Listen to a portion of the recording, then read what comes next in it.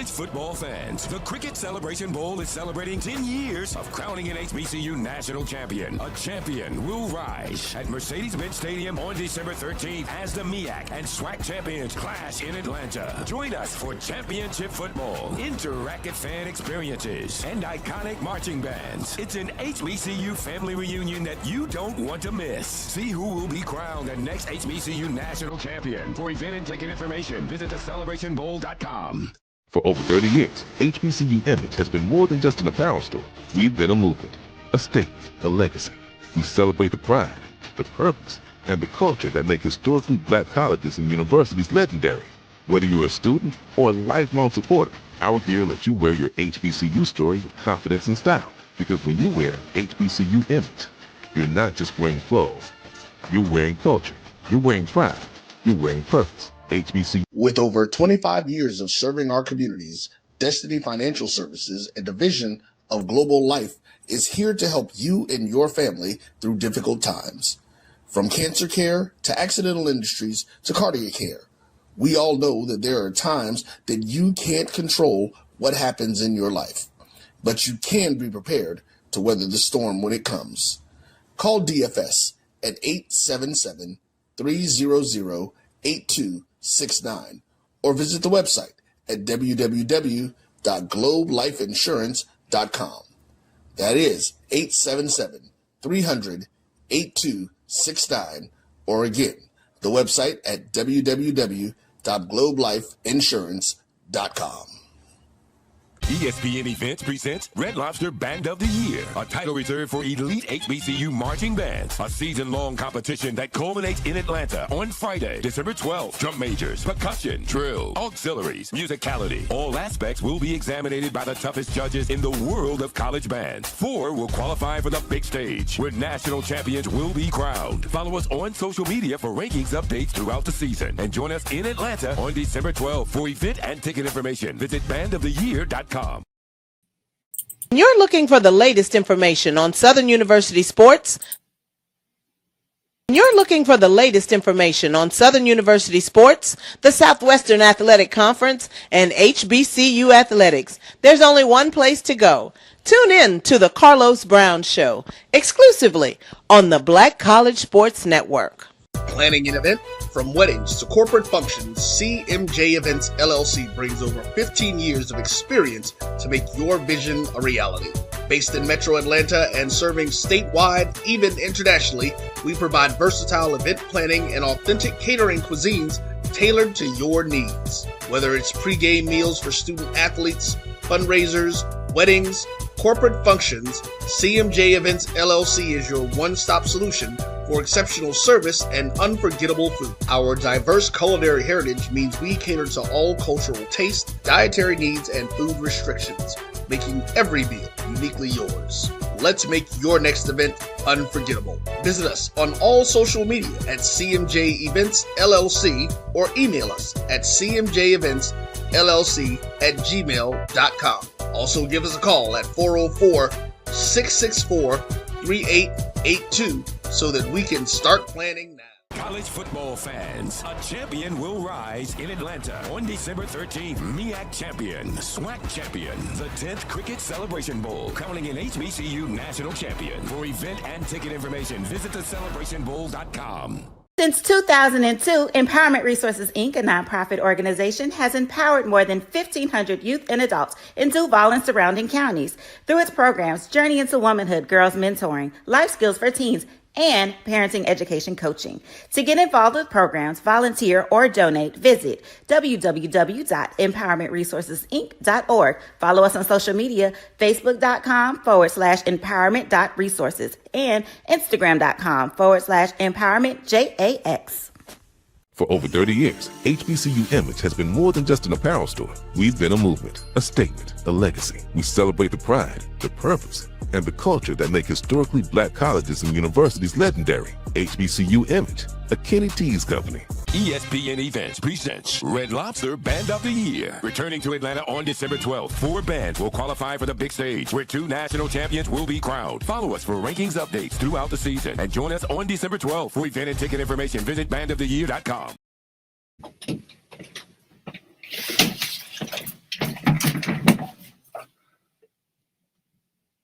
I love Atlanta, a city in the forest. Hi, I'm Jeff Cleveland, seasoned loan officer in the Atlanta market. And whether you're buying a new home, refinancing to do debt consolidation, home improvements, or just to lower your payments, give me a call. I'll ensure that you're treated with dignity and respect, that you're informed throughout the process, and that there are no surprises at closing. Give me a call and let's get started.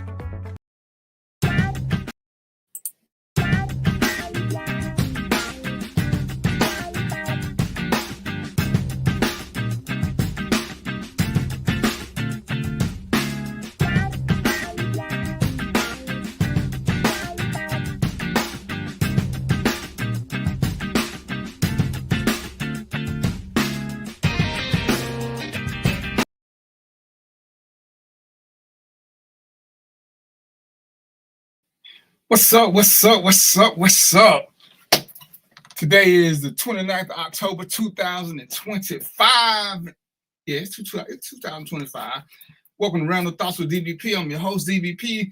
Some of my partners, and I use that term lightly because they misfits in society, but I'm trying to do better. I'm trying to see if I ain't going to heaven, but I'm just trying to see if they'll let me do a drive-by so I can just stop and wave at some people and shit. So, but anyway, I had a good show scheduled for y'all, but this is why the show is called Random Thoughts, because in the way of getting ready for the show, random shit just be happening and they just take me to the left. And, see, that's why I got some other hosts, because they supposed to help keep me focused when I don't focus so good by myself. Oh, shit. Mo got some paperwork. Oh, damn, I might be in trouble. I feel like I'm going to the principal's office already. But anyway, this is what I want to start off by saying. It's two things that's really bothering me, and I'm going to get more in here in a second. Number one, ladies and gentlemen, I get social media. It is what it is. But what I don't get is how you don't interact with somebody, which is cool because it's social media. But then when you promoting shit, you all of a sudden want to tag them. Right now, so you sent me a friend request just so you can tag me so shit can be on my, but you don't interact with me. You ain't said nothing to me. It ain't a conversation we had. See, I could do a post about the stock market, and I ain't talking to Mo. He ain't here yet. He gonna be here in a second. And I could tag Mo because Mo is my stock market guy. But we have these conversations all the time. Because I tag people when I do certain things because I want their crowd. But these same people will tag me because they know I do a show. But then I'm looking at these other people who I really don't know you. I check my inbox. We in inbox. I know you ain't got my phone number. But you tagged me. And the crazy thing is, ain't you tagged me once, you tagged me 2-3 times. So, I used to be petty. And I would send you a little Instagram. But now I just go to unfriend you and block you because I'm just like, damn, because I hate when people say, why you send me a friend request if you're not going to talk to me? Well, shit, sometimes you just say some funny shit, and I just want to see the funny shit that come on your page so I can steal it. But please believe, if I'm stealing shit off your page, I'm going to speak. Because normally I'm going to say something like STOLT, stolt. See, for those y'all know what I mean, it means I have already stolen and prepared to use it immediately. That's stolt. Not stealing, it's stolt. Because, that's what it means for those y'all who are hoodly challenged. And, so let me go on and get more on here before I get carried away and miss out on the show. What's up, brother? I don't know. I ain't never stoked nothing in my life, man. But that's because you portray a good dude until people watch the show. Once they watch the show, then it's a wrap. But just looking, you appear to be the good dude of the group. But people who don't watch the show for the past, 6 weeks, they know y'all got me looking like I'm a real angel and not the devil type angel either. Just for all your smart ass. You know what I'm saying? Y'all got me looking real angelicish. Hey man, let me ask you a question. When you came on, was that a hand grenade screensaver I saw? The one behind me? No, I saw. Was that your only screensaver you got? Because I thought I saw a hand grenade screensaver, man. I said this dude is wild, man. Man, see, he trying to get. I used to come over here knowing that Americans don't have hand grenades. That's a bull right there. No, sir, I don't know nothing about hand grenades. I don't even watch movies with hand grenades because I'm a law-abiding citizen. Yeah, and you the kind of dude got 5 in your drawer right next to you too, man. Don't try that, man. I like to poke people, so I might have some extremely, extremely sharp objects, but now I don't like blowing stuff up. understand this, brother. For real, I'm 100% black. If there's a radius that I got, if there's a timeline when I got to be away from some stuff, we don't like stuff that use timers because we not. Sometimes did I say 10 seconds or 100 seconds? See, it's like, nah, I'm just let it ride. I'm just let it ride. What's up, Theo? What time did he say run? I forgot. Uh-oh. Did he say 5:30 or 5:35? I'm trying to scroll through my messages and if ain't no boom. No question, man. But I do keep edge weapons close. I know what you got over there, man. You remember that day we were just hanging out? I seen that before. Yeah, this is for the zombie apocalypse. Yeah. Oh yeah. Yeah. You never know when they show up at your house. I already know I can't run fast, so I ain't even trying. Running? Man, listen, after you get 38, ain't nobody running no more. Ain't nobody running no more. Bro, I wasn't running at 19. I'm like, hey man. Yeah, we gotta handle this right here. Look, I'm slow. I might as well just start gutting people.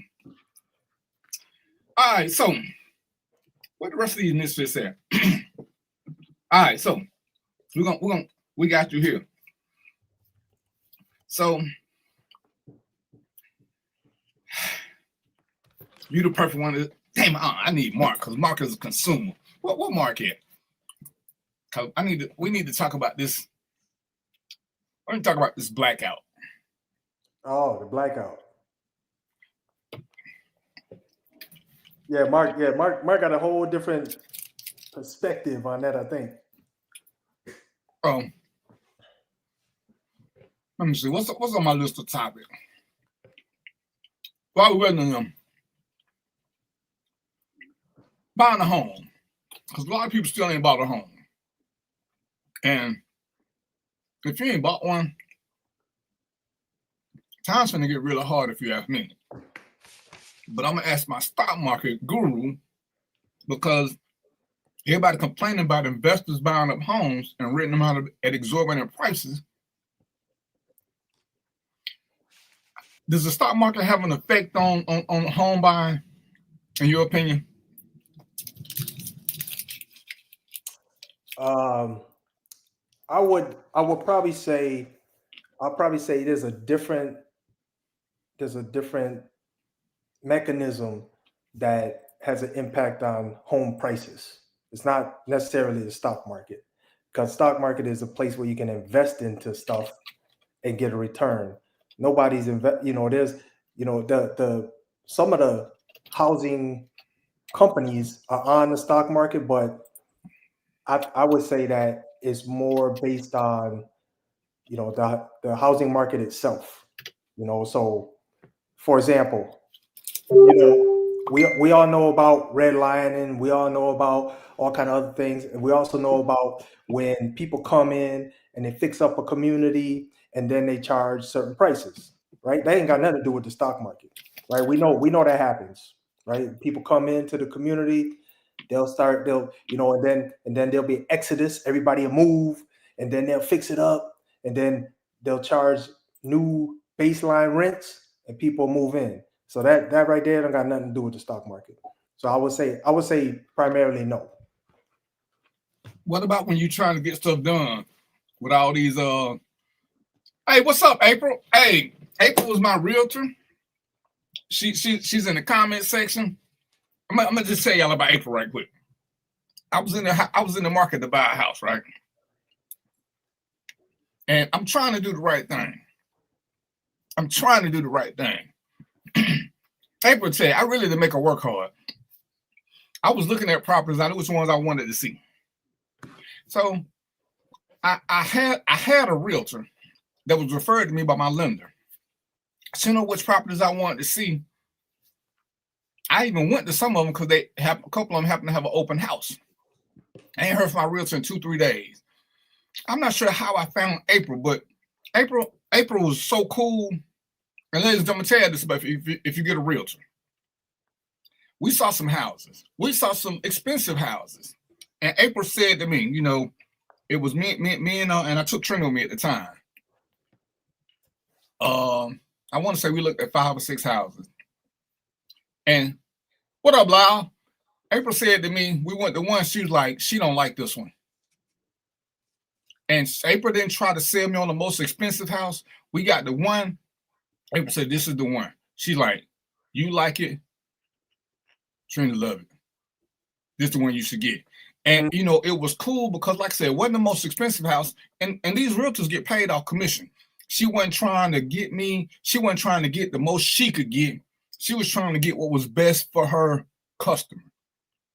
And I got to say, ladies and gentlemen, you got to look out for people like that when you know, you watch all these shows and you hear about the top end. And I tell people, when they telling you what, you know, oh, you can afford a $300,000 house, and a lot of y'all can, but you're not going to eat. You're not going to have electricity. You're not going to be able to watch TV. You're not going to have nothing on in the house because you maxed out with your funds. Because the one house that was really, really nice, it would have put me at the top. It would have put me at the top of my budget. Mm-hmm. And that means we're going to have to cook every day. Ain't no going out for at least 8-9 months.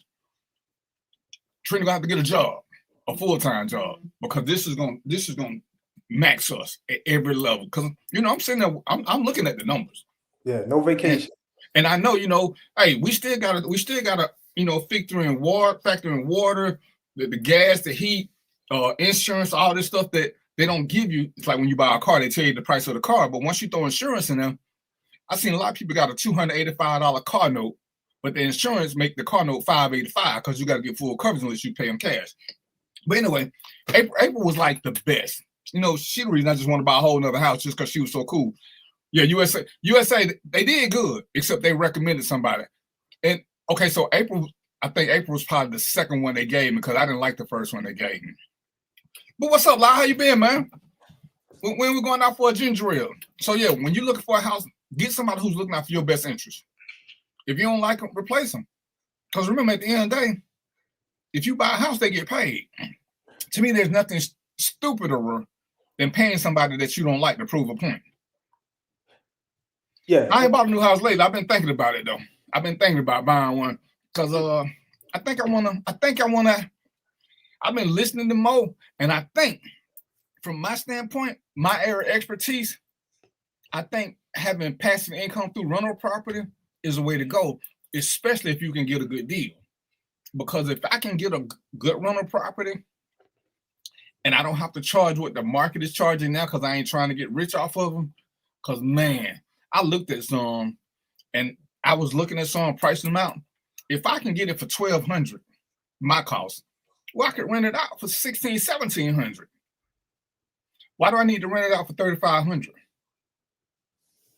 yeah. Because what ends up happening, have y'all looked and see how some of these properties stay on the market for a long time? Because the group of renters, most people who can afford $3,500 can afford to buy their own place. Right. But if I can make $400 or $500, to me that's a win-win. That's almost better than any stock tip that Mo can give me. If I can make $500 a month off something, and we'll just throw in $200 for a rental company to take care of it, I'm still making $300 a month. Go ahead and say something, bro. Oh yeah, no, I was just gonna caution people to say just got to be careful with that because, and I went through this too, so I'm talking from kind of experience because I lost a couple houses. But the one thing you got to, you know, DVP was saying making money, which that's probably the right term, but just got to keep in mind that if you got an outstanding mortgage, you're making money to pay the mortgage. You're not making money to make money. It's not free cash. So just keep that in mind. Your cash probably won't be free for some number of years, you know, but like he said, you know, it'll be that, you know, a housing investment is a really good investment. So that's going to last you a long time. And like I said, you know, and I tell people, renting ain't easy. First of all, renting is not easy. Because you gotta find clients. I mean, everybody want to act like it's the easiest thing going, but it's a reason a lot of people don't keep their stuff. Finding somebody who can pay rent, who's gonna pay rent, ain't the easiest thing going all the time. I've had a couple of properties. All right, if we need to talk, cause man, I've been wanting to get a quad for the longest. I mean, man, April, I'm gonna call you tomorrow. Oh goodness, I've been looking for a quad since forever, ever. But yeah, that get you a good realtor. But it's like anything else. If you're gonna help somebody get paid, make sure they're looking out for your best interest. Make sure that it's kind of like this show.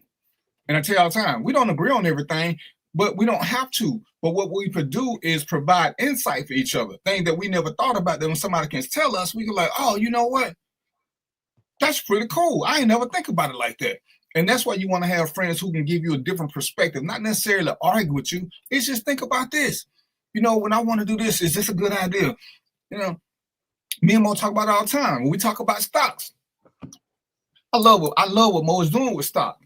But I give y'all, because some of y'all were like me, y'all were scared of it. So start with something small. I started with Cash App. You know, let my chain go to buying me stock. I got some Exxon stock through Cash App. Now I done increased it because I saw how much it was getting. But I didn't have to go out there and start with $1,000. I didn't have to start with $100. I bought my first stock with $3. And, you know, I just watched it and I was like, okay. As it started doing things, I'm watching, now I'm feeling a little bit better. But I know some of us don't have disposable income. So I'm not telling you to jump out there. That's why, you know, when me and Mo talk, we giving y'all the different ways. If you got some disposable income, look at what he's telling you. Look at some of the stuff he's telling you. If you don't, but you still want to dabble, it don't take $1,000. You can start with, I ain't did a whole lot of research into the penny stocks. And one day me and Mo, we're going to do a show probably on the weekend. And we're just going to talk about the different types of stocks and what you should do.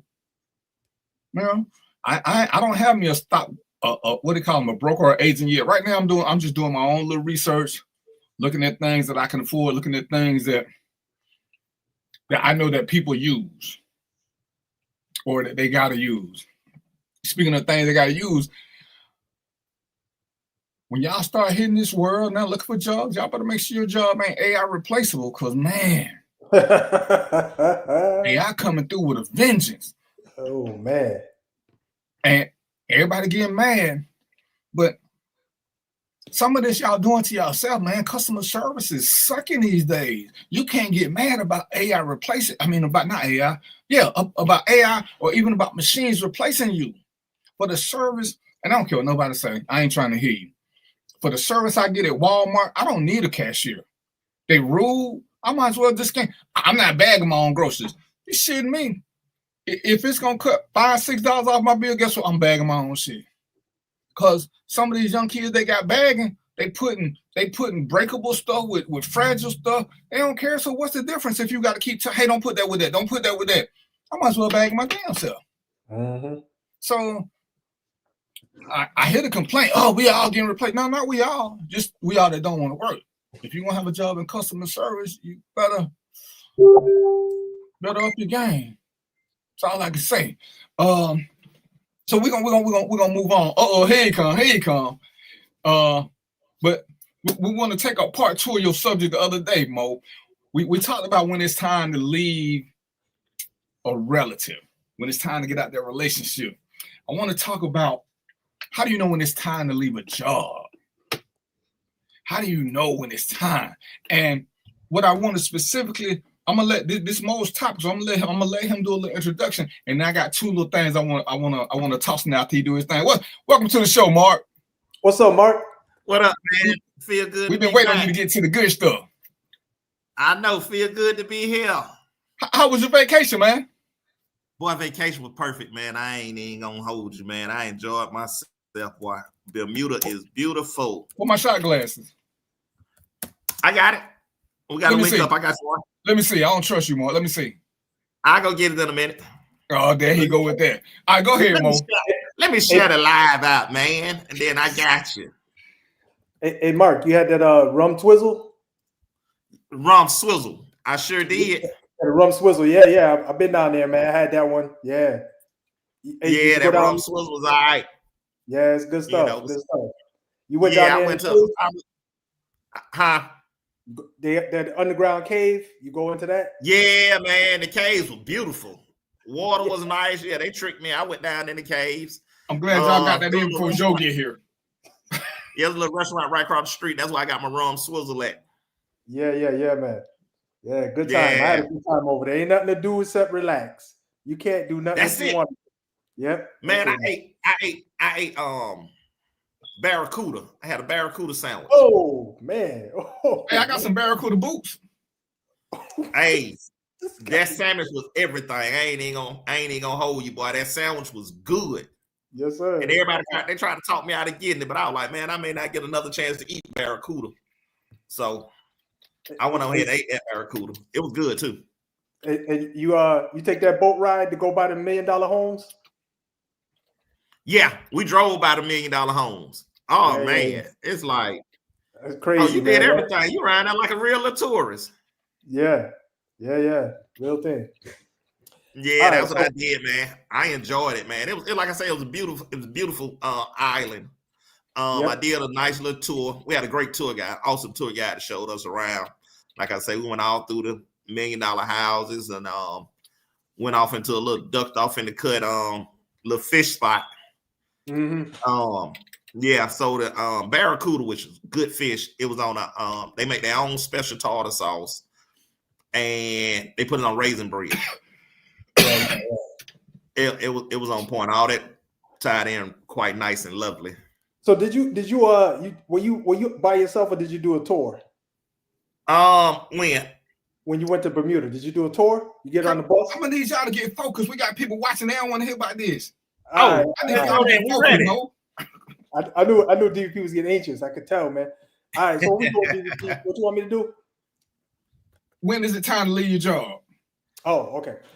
All right. So I just open it up. I'll tell you guys my experience, then we can just chop it up. When it's time to leave your job. So I struggle with that. I struggle with that a lot because I think it's a psychological thing because my background was one where you need to have a job to live. The job is not a fun, it's not convenient. Some of the people I work with, man, them cats was coming and going. And I was just like, I think I was, like I said, I think I was psychologically impacted by how I grew up. And I was like, I can't just easily leave. So what ended up happening, I took way more than I should have. You know what I mean? So because I know how far to take it before somebody's going to say, we got to let you go or we're going to fire you, but there were a few times I lost it, but I kept it in check enough so I can keep my job. But, you gotta manage this yourself and think about if you got options, right? Think about when it's time to leave. And there's a few things you can think about. One is, are you getting the right pay? You know what I mean? Because I was in a position for a long time getting a certain amount of pay. And what these jobs do is they keep the pay scale secret. They go out of their way to it's crazy, man. They go out of their way to keep the pay scale secret. And you can't just go up to somebody who got the same job as you. You can do it, but they may not tell you. But it's not common that we'll go up to somebody with the same job as us and say, hey, what you making? They ain't gonna tell you anyway. Most people ain't gonna tell you anyway. It's their personal business. But it wasn't, I got wiser over time. I didn't learn this stuff till later. But you could go on, when because the internet was there, you could go on this Glassdoor, you can go on wherever you want and figure out what you're supposed to be getting paid. There's ways to do that. So I came up with this question was, when is it time to leave a job? And so I'm gonna ask Mark and DVP what they think about. I know for me, when it's time to leave is when, for me, it was, and it depends on the stage of your life. Like now, I'm leaving. I don't care if I got a safety net. I don't need nothing, man. I'm walking out the door. If I ain't got to eat a few days, it's cool, man. I'm out. But when I was younger, the time to leave was when I had at least a few options under my belt, and I was gonna be able to do at least something. You know what I mean? I that street stuff is not for me. I ain't gonna be on the street. So that's mine. That's when it's. But so when it's time to leave for me is when I just can't. It's too much stress. I can't take it anymore, and I feel like I'm not getting properly compensated. That's when my wheels start turning, and then I hear through the grapevine and say, "Man, listen, Mike just started. Mike's making $13 an hour, right? I don't know what Mike's making, but just hearing that is enough to bother me. I'm like, how is that going on? You know what I mean? So for me, it's just when I lose peace of mind. What you say, Mark? Basically the same thing. Now back same thing. Growing up, it was like, oh, got to keep a job, got to make sure I find something else. Now, yada yada yada. But after COVID hit, it didn't take me long to realize that the job don't give a damn about me, and I'm gonna be out as soon as the first time I feel unhappy. Oh, y'all like this? Y'all gonna do it this way? Don't worry about it. I'm out. Because I spent a lot of time stressing, oh man, what am I gonna do? I can't quit. I don't want to do this, don't want to do that. So once I got that out my mind, I realized, man, just go do it. Now they don't care about me. I could care less about them. Facts. What you say, DVP? And I'm gonna just say this: know where you at, because I think a lot of people have got caught up in what somebody else is making, but you don't get caught up in what else they bring to the table. Because I had somebody do that, but you ain't me. You don't bring what I bring. You don't bring the expertise that I bring. So I should make more money than you. And they quit because I relate jobs to relationships. Sometimes we overvalue ourselves. We think that we special. And as Mark has said, so the company go on without you. Please believe that. But can you go on without the company? See, if your pride gonna let you go hungry, and it's different if you're single. See, one something about us three gentlemen, I'm gonna use in real world. If we don't want to do something, and I'm just gonna say we all single right now, it ain't nothing for us to stay in a boarding house. It ain't nothing for us to get a room for rent or something like that while we going through the struggle. Hell, it ain't nothing for some of us to sleep in our car. But if you got somebody else depending on you, can you just quit because you don't like some shit? Yeah, if it ain't physically causing you harm, I'm gonna tell you suck it up. Because I'm gonna tell you something that I know is true in damn near every situation, and I'm sure we can all agree on this. When you got something, people want some of what you got. More come in. When you ain't got nothing, when you ain't got no job, when you ain't got no girlfriend, don't nobody want you. Get a girlfriend, get a boyfriend, and see what happens. People start coming out the woodwork. They be like, oh, I like. Well, damn, when I was single for 3 months, you didn't say shit. Now that I got a girlfriend, here come 20 girls. It's like, oh, so now y'all want to holler. Yeah, get right. money. When you got a job, you can get another job. When you ain't got no job, it's hard because everybody want to know why you unemployed, and they looking at you funny. And you just say, "Oh, I'm a great worker." Well, great workers ain't unemployed. Well, what happened to this last job? Oh, they weren't paying me enough, and that's the wrong thing to say to somebody who's hiring. So I think we got to be real careful about this because, like I said, I see people making demands for monies that they ain't earned. But I deserve to make $20 an hour. Why? Oh, I got bills. Well, you doing it. You pimping backwards, player. You're supposed to get money, then get bills. Don't get the bills first. So you don't went out and got you an iPhone. You don't went and got you a charger. You don't went and got you a laptop. But you ain't got no job. So now you think it's my job as an employer to get you what you need. Because everyone say, oh, they're not paying a living wage. Is it they not paying a living wage or you living above your means? So I think we got to keep all these things in mind because I would venture to say we all got some friends, family who living above their means. They don't want to downsize. They don't want to cut the cable off. They don't want to live in the hood. Because who wants to live in the hood? But if you ain't making but $900 a month, why you keep looking at these $1,500 apartments? Right. And at some point, you got to say, hey, well, and luckily, it probably stopped with Mark's generation. It may have started a little bit later. But most of us didn't start off living in nice places. We started off living somewhere subcompact. That's the word I'm going to use because it sounds better. We stayed in some subcompact homes until we elevated and we kept moving up. But I'm looking at these people, man, and I'm looking at these, bro, what you trying to get, man? I need a 3-bedroom. What the hell you need a 3-bedroom for? Oh, because I got to have this. I need a game room. Bro, you making $750 an hour. The fuck you want in a 3-bedroom? I mean, I need a pool table, man. What you talking about? I want a place with a pool. What? Bro, you make $750 an hour. You better go to the wild like we did. You better go to and I think sometimes, and that's why I want to talk about it, sometimes we get so caught up in what everybody else doing.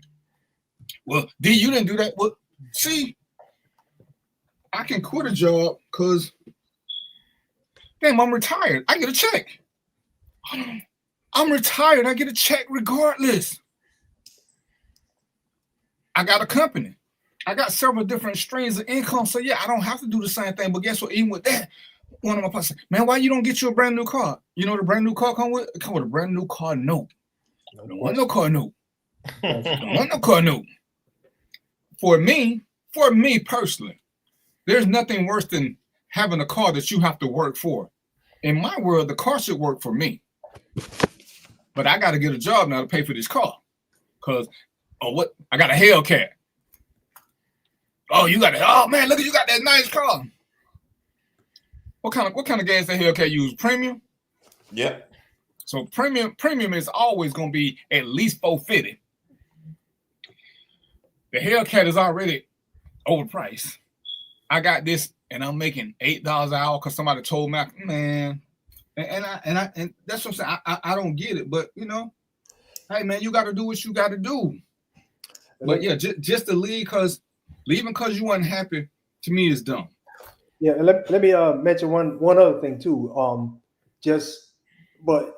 As part of this whole discussion, one thing to keep an eye on, and you got to speak up. You got to speak up, folks. You got to speak up, and that's responsibility that they give you versus your time to promotion.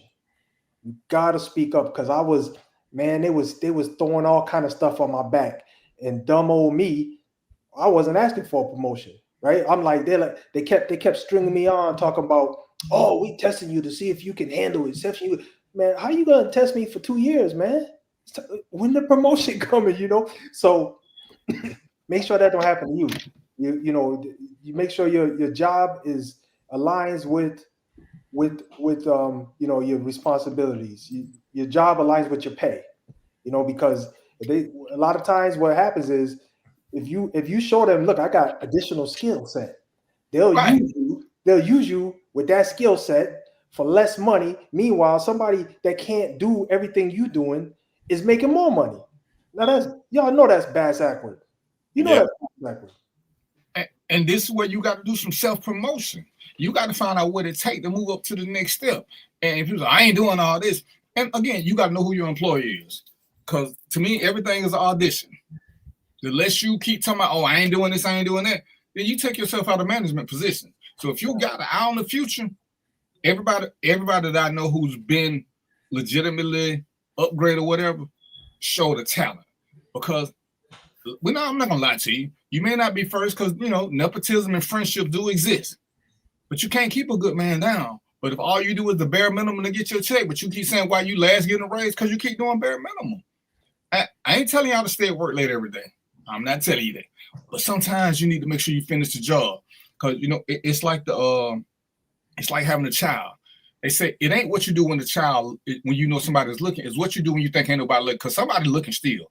You may not see them, but it's like when I used to check sheets. Well, the sheets will come into me. I can see who working when, who stand over to make sure they get something done as opposed to waiting till the next morning. But you don't know nobody looking. So sometimes, like I say, it's a lot of different things that go into it. And I'm going to say the biggest thing in my world, you need to know whether you have a job or whether you have a career. If you got a career, you need to put a little bit more into it. If you got a job, to me, it is what it is. And the difference is a job can give you benefits. A job has upward mobility. But again, a job is going to give you benefits other than just pay. But, you got to let your conscience be a guide, but don't quit because you're mad and don't have something else lined up. Yeah. Don't quit because you're mad. That's the dumbest reason to quit. Oh, man, he think he my boss. Well, shit, he is your boss. Oh, he was disrespectful. Is your rent getting paid? Is that Hellcat you want, is you still been to bank them notes? Because if you're looking for friendship at a job and you're looking for friendship out of your boss, yeah, you should start your own company. Yeah, and that disrespect gonna follow you to the next job too. Trust me, because but always somebody who got a slick mouth. But the levels to the disrespect. Yeah, it's what it is. I call it the one throat to choke. That's what they used to call it at my job. You got one throat to choke, right? So whoever you work under, if he's the one throat to choke person or she's the one throat to choke person, she gonna have her foot on your neck, saying you got to get this done. You got to get this done. because I'm not getting choked out. You know what I mean? And that is just all downhill, and that's just the way it is. Yeah, but I seen people leave good jobs for the wrongest of reason, and then they got to come back. Yeah. Ooh. Yeah. Ooh. That too, yeah. Ooh. Yeah, You yeah, can't, yeah. and you can't come. They may let you come back where you left off, but when you come back where you left off, that's where you're gonna stay for a while. Because you're not already showed that you'll leave. They just need you to fill the spot. But then but like I said, that's just one thing you got to look at. You got to weigh all the options, but you got to be truthful to yourself. Are you a valuable employee to the company, or is that just some shit in your head? So DVP, you brought up something. Mark, I want you to chime in on this too, but DVP brought up something. It sounds like that word loyalty. I found that ain't no such thing when you talk about a job, when you talk about a career, ain't no such thing as being loyal to a company. You stay at your own will, at your free will, but ain't no such thing as being loyal to a company. Just from that's from my experience and the stuff I learned, when I was working. What you say, Mark? What y'all say? I definitely agree with that. Ain't no loyalty. I had a job, and I thought everybody loved me at the job. I did. I was doing everything, helping everybody out, running around like a little fire ant, helping everybody. But I didn't know they didn't like me till my supervisor left, and I got an interim supervisor, and she told me they don't like you. I said, "Oh, damn." Wow. I'm talking about days I'm sleeping at my office. I don't work so late, sleep at the office. You know what I mean? Just ripping and running around. So I was like, and at that point, I was like, fuck a job. Yeah. I never, ever would be around here being Superman to nan job, and ain't no loyalty. When I say, as soon as I feel that inkling, I don't like being here. I'm out. Yeah. Hey, Mark, you ain't the only one. I went through that same thing, man. Everybody, you think you think you can do. Hey, if I could do 1,000 things and I'm good at it, oh man, I'm going right to the top, baby. Yeah. I don't think so. Yeah, and DVP, I don't agree with what you said. For me, first, if I'm mad, I'm quitting. That's the best reason. No way and no reason you should be going to work mad. No reason you should be going to sleep, man, but you ain't finna stay up all night either. Hey, Mark, I kind of agree with you, but I also agree with DVP because it is. If I got to go to work mad to eat, I'm going to work, man. Hey, I'm gonna tell him I was looking when I found this job.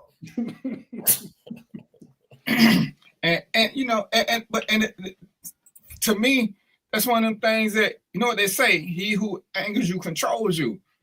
I ain't finna be mad because I'm thinking that this shit come with a paycheck. I'm getting paid pretty good, so I don't care. We from the hood. It ain't much we can't ignore. Right. What you gonna do? You ain't gonna put your hands on me, so you can bitch and whine. All I'm doing is just cut my little Walkman up. I don't care. Well, you know what? As long as that check clear, you can talk about my mom. I don't even care. You know what I'm saying? She done pissed me off before too. So go and do what you got to do. And the quicker you adopt that mentality, guess what? The quicker people stop bothering you because they realize they ain't gonna get to you. I ain't no need to send him. He don't care. He don't care. You slow. Hey, my coach said I got 3 speeds: slow, slow, and stop. So what you think I'm doing? You know what I'm saying? I'm midway there now. So let it ride. Bro, you went to public schools. We supposed to have comeback for everything they got. Ain't no job finna make me mad. Ain't damn finna make me mad. Especially if I got something to gain from it. But like I said, and this is one of the things where we have to look at where we are. Am I by myself? Is there somebody else depending on me? Do I have things I have to do? Because like I say, in this competitive world now, man, it's hard to explain some of these absences. And that's what these recruiters are looking at. When you got long absences, I was telling somebody, we was talking to some kids and they was like, oh, if I get falsely convicted of a crime, oh, I'm going to win on appeal, yada, yada, yada. And I said, that's cool. You may win on appeal. I said, but if you're 18 and you go to jail, let's just say you get a 20-year sentence and you win your appeal and you out in 8, when you try to get a job, you're going to have to explain to somebody where you was from 18 to 26. Even though your record been wiped clean, them 8 years you can't explain. So guess what? People still looking at you funny. So we doing stuff for the wrongest of reasons because ain't many times we ain't being judged. Somebody's always judging us. And you just want to put your best foot forward depending on what you want. I'm saying that's where it's important. Do you have a career or do you have a job? See, for a career, I work for the sheriff's office. I let them get away with a whole lot more than I would have let a job get away with. They came with benefits. Came with health care. Came with overtime. Came with sick days. It came with a lot of stuff. See, some of these jobs don't come with all that. When you don't work, you don't get paid. Well, the sheriff's department got a little policy. If I've been here this long, I can miss a few days and still get paid. You ain't finna make me mad enough to just walk up out of him. You ain't finna make me that kind of mad. And it's kind of like the military. Hey, they gonna pay me if I miss some days. They gonna still pay me. You think I'm finna just walk up out of here because the sergeant said something I don't like? Because they woke me up at 3 in the morning talking about go do this? Nah, I can't do it. I'm a stay. This got benefits. But what do you do if it's consistent? Then that's when you got it. But that's how you got. Is it affecting your health? If it's affecting your health, I'm telling you, don't quit. Use the system against them. Go get your health checked on. You know, there are rules if it's affecting your health. But if it ain't affecting your health, it just to me, it ain't that big a deal. Like I said, it's a job. It's great when we got a job we like. But how many of us truly have had jobs that we like? We either didn't like the people, we didn't like management, or we didn't like what we did.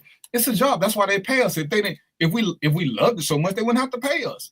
So what is it that I'm truly upset about? Am I upset because something at home that I'm taking to the job?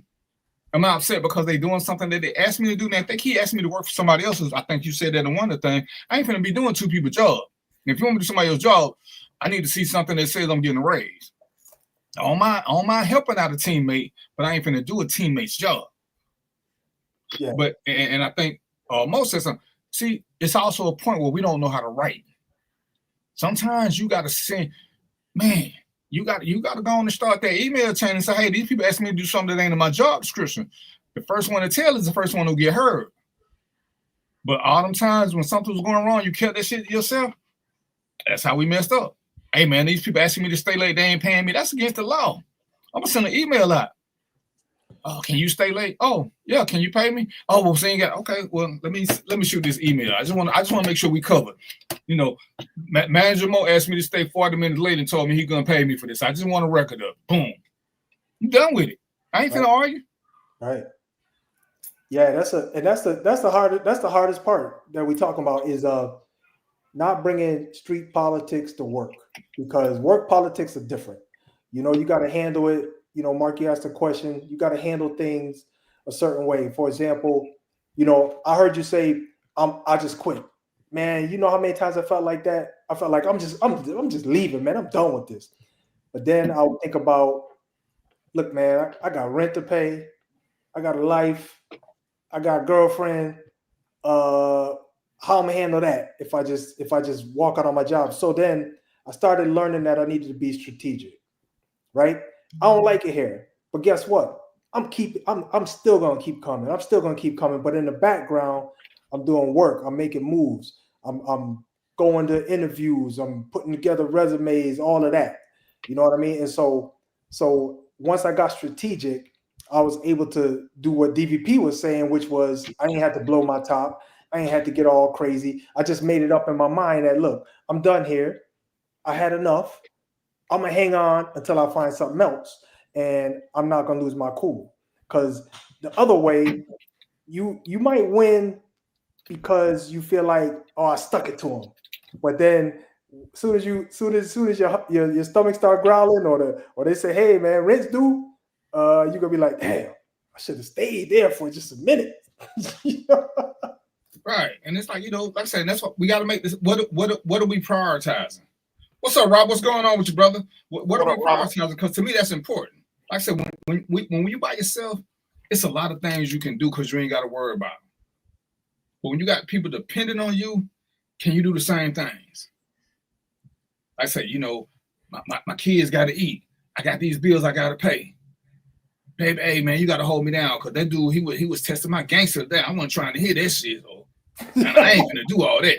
Or they going to, and you know, it always amazes me when I hear us say, "Oh, they gonna respect me."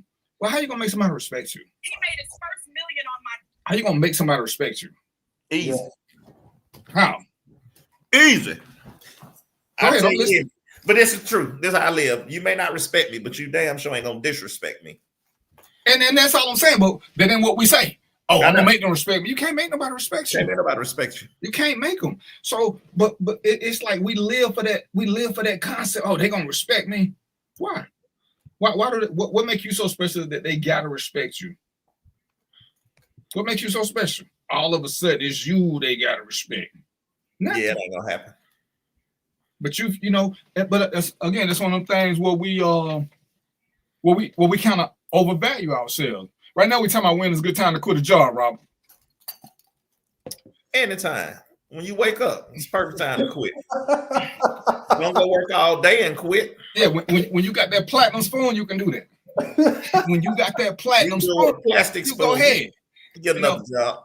And see, like I tell people, like now at this stage of my life, yeah, I'll quit a job in a minute because I only take a job if I like it, or it's got some benefit that's personal to me. Like I said, when I worked at K&G, not K&G, Burlington, it was because I could get bow ties, and that's when I first got into bow tie. They couldn't pay me enough, but the manager, the GM, offered to let me unload the truck, which was my workout that I wanted to do twice a week because I wasn't teaching no more, and then I could get, I got the discount on the bow ties. But when they got that new manager, then they want to tell me what I could and couldn't do. Tell me, listen, player, I don't know what you heard, but I'm not that dude. Oh, you got to do this. Listen, I'll cut you hours. Dude, I'm not here for the hours. No way. I'm here for the benefits. You can have it. They pay on the little card thing, which is the cutest thing I ever seen. Dude, you can have this card. Y'all, I was making, I want to say $8 an hour. Do you know how much money I can make as a cop? But I don't get the exercise and I don't get the bow ties. I'm here just for these discounts. So, he said something to me. I wouldn't have cleaned up my lock and left. Oh, you can't quit. Okay, you're right. I'm not quitting. I'm just not coming back. You call whatever the fuck you want to call it, play. Whatever you want to call it. Oh, you got mad and quit. I wasn't even mad. Hey, I'm gonna take my bow tie and go home. Oh no, that's called stating a fact. I stated some facts. I got my shit and left. Cause I'm not finna get upset about this, bro. Y'all ain't paying me enough to be upset. I said I did this when I talked to the people. I came here for 2 reasons. 2, one, none of them for a bunch of hours. Never, cause y'all can't pay me enough to be here. Right. Y'all can't. Backstage, and this back almost 15, 20 years ago. Backstage paying me $300 a night for 4 hours. What you think Berlin can offer me? Nothing. But they made me look good when I went to backstage. But I could have just came in there and bought the stuff. But I wanted that half off discount because I'm a thrift account shopper. But even at full price, I can still afford this. But I can't get the workout. So remember, I took the job for me, but I could do it at that time because I had other sources of income. A lot of people don't have these other sources of income. And if this is your only source, you working at Chick-fil-A, and that's your only job, you can't just walk out. If people are dependent on you, can walk out if you're a high school senior. But if you're the breadwinner, as Mo was saying, you got bills this due. The girl ain't trying to hear you quit your job because you got mad. The kids, little grumbling stomach, they ain't trying to hear that shit. Don't nobody want sardine sandwiches for 3-4 weeks because you got an attitude. Amazon just 5,000 workers during the Christmas season. Remember, Rob, APD used to fire everybody right before Christmas. Only time it didn't happen is right before the election. But a lot of county agencies would let people go right before the holiday season hit. So this ain't new. And it's messed up because you know what they do. If you know business, this is what they do. So that they let those people go, right? They fire those people. But what I learned, just this from some of the stuff I learned from doing stocks, just how I learned about businesses. The businesses they try to operate quarter to quarter because they do a comparison. How we do last quarter versus this quarter, right? And that right there tell you how well the business is going, right? So if they're in the, let's call it the third quarter, which is the quarter before Christmas, they're in the third quarter, and it's starting to look like they're not, things ain't going too good. So one of the things they do, offload people. Because guess what? If you drop salary, then your bottom line doesn't have to drop, right? Because you ain't got to pay out so much. So your bottom line, so they take it out on the people, right? And so the company doesn't look so bad now. But go ahead, DVP. And let's be strategic about this. The holiday season is going to be up on us. So when they let 300-400 people from your job go, guess what you do? Work a little bit hard because you don't want to let go. You don't want to be let go for the holiday season. Yeah, that's and what we don't take into account, and I'm not defending Amazon, but a lot of companies have a surplus of people. And because I know one of the Amazon people who actually checks their efficiency, a lot of people be goofing off. So I couldn't work for Amazon because Amazon got a little machine. If you don't scan so many boxes an hour, you're not gonna keep your job. They log in your productivity. So if you're not doing what you're supposed to, because they got a standard, you're supposed to be scanning 20 boxes an hour. You scanning 18, 15, 20. They're not trying to hear that shit. So guess what? When they fire some people, guess what everybody else do? They start scanning 25 boxes because you can scan 30. They don't want you to scan 20. But some people just be like, oh man, shit, they got that mark thing. I don't like how this computer beeping at me. That damn thing, I don't like the way this about. Hey man, I ain't doing this. And I'm like, come on now. It's the holiday season. Welcome Joe Mo to the show. He just creeped on in. Cause he in a different time. Hey, we'll ask him on a different time. What's up, Joe? What's up, man? What up, Joe? What's up, brothers? Oh, Mark, what's up, man? Yeah, man. I just sit here waiting on you. What's up with you, brothers? What's going on, man? But Joe, with you. When you were there, did y'all let people? Did y'all ever have layoffs or furloughs when you was with when you was an active duty cop? No. And see, like I said, I know Atlanta Bureau of Corrections, the jail system, they do it every year except election year. Every year they let people go, right before the holiday season. And people, oh, I can't believe you letting them go. But they carry so much extra weight because they fuss, oh, we need X amount of people. Yeah, but corrections is a whole different animal than police departments. Yeah, but I'm just saying they would do it, and a lot of people let them go. And then y'all talking about this blackout. We're gonna talk about it in a minute. We were waiting for Mark to get so we can talk about this blackout. But a lot of times, Joe, you ever quit a job? Nope. When is a good time? When is a good time to quit a job? Never. The only time I could think of quitting a job is when you are so comfortable in your lifestyle and your money income that you can do that. Unfortunately for me, I've never been in that position. Yeah, you sound like that. I think, you know what though, Joe, I don't think that's uncommon to anybody here. It's just, well, sometimes, man, you know what I mean? You got to do it for the greater good. Sometimes you have, you know what I'm talking about. You got to do it for the greater good so you can continue on. But I try to be, most of the time, I don't think I ever quit outright. Most of the time I try to be strategic. Either I was getting fired or I was being strategic and I was applying for jobs knowing that I'm leaving. I know I'm leaving. Mine already set. So I'm out here applying for jobs, and once one come through, let's give my notice. I'm out. Give a notice. Oh yeah, I give my 2-week notice. I don't do it dirty like that. Give my 2-week notice, and I'm out. If they say get a 2-week notice when I got fired. No, not fired. No, I said there's no notice for firing, Mark. Yeah, there's no notice. Exactly. So why should I give you a 2-week notice? You gonna notice that I ain't come back?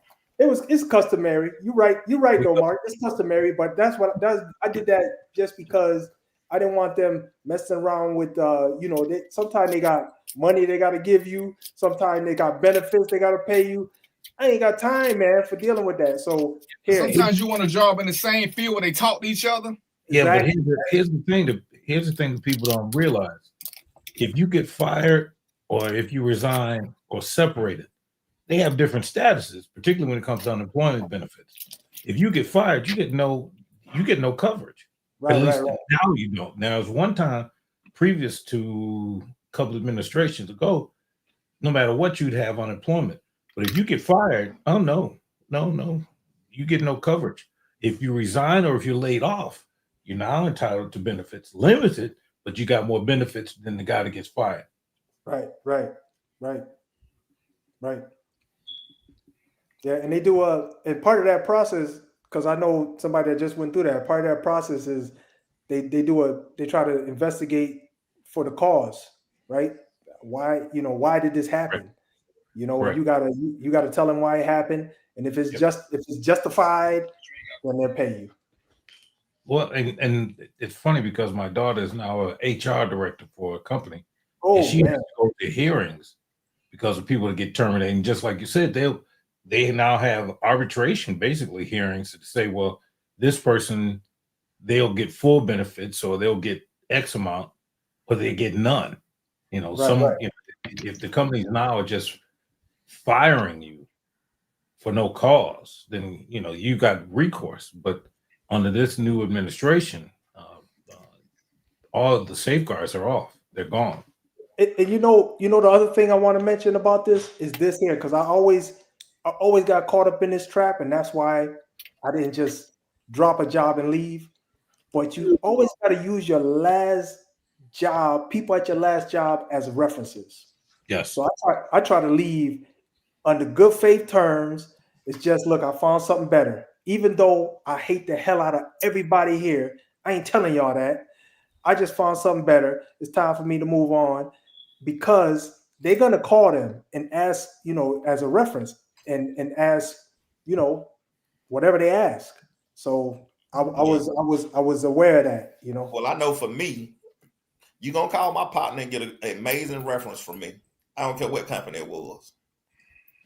If I work for you and I left on bad terms, fired, quit, whatever it is, I'm gonna put my homeboy name as my supervisors. They ain't looking up the registry to see who worked there, but that's it. Hey man, they gonna call you I put you down for a reference, and we're gonna keep it pushing. Yeah, because they can't be invasive. You're right. That's a good point, Mark, because they can't be invasive. There's a certain few things they can ask when they call, and they ask those 3 things, and that's it. Yeah, and if I need to, I was high up at Toys R Us. If I need to update my resume right now, who you gonna call? Ghostbusters. Hey, people better understand that, man. Put some of these closed down companies on down, and these closed down schools. I went to Everest. I got a degree at Everest. Oh my God! How you gonna check it? All right, we gonna check it now, because I was waiting on y'all too for this one. So, y'all done heard about this 1 week blackout coming that we ain't gonna shop nowhere for a week. Yeah, okay.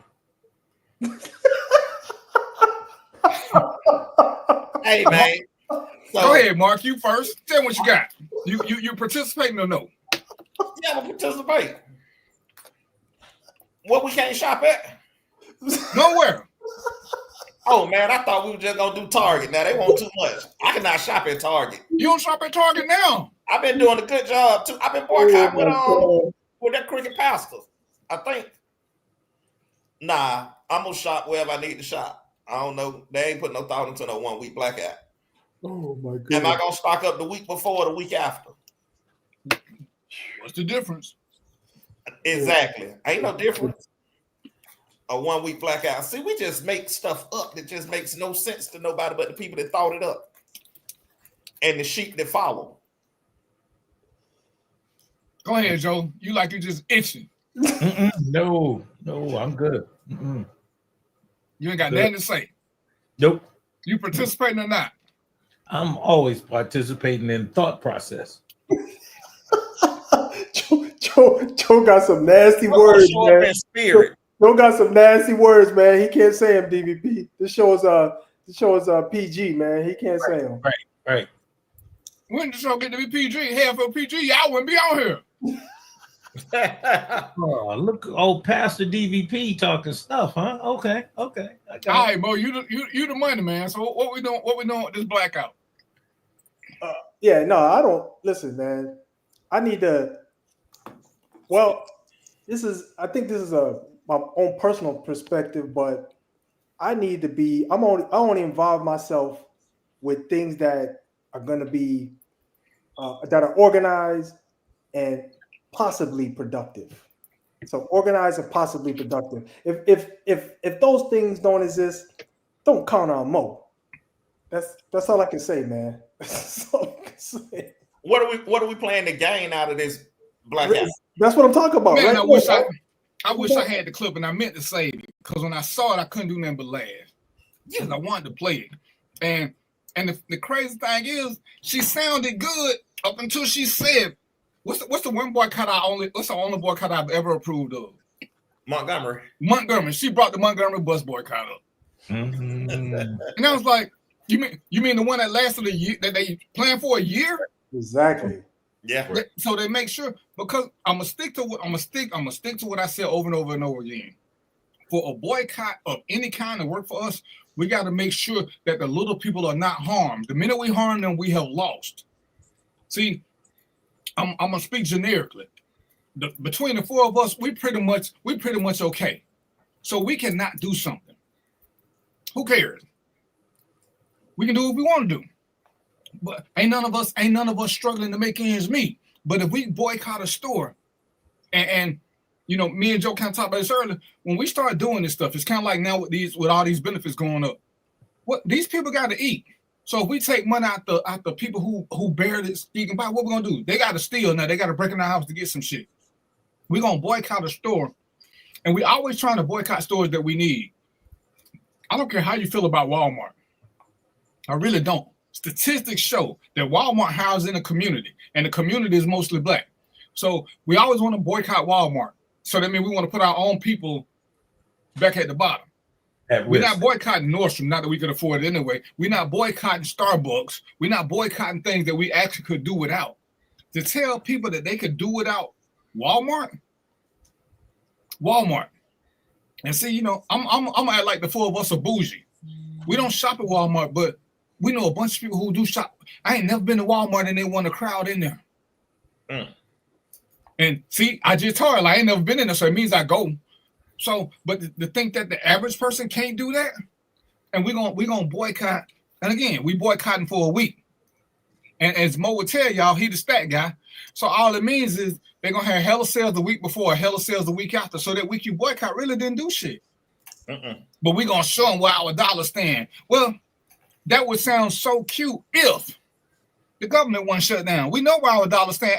A lot of people ain't getting a check no way, so they ain't gonna be shopping in the first place.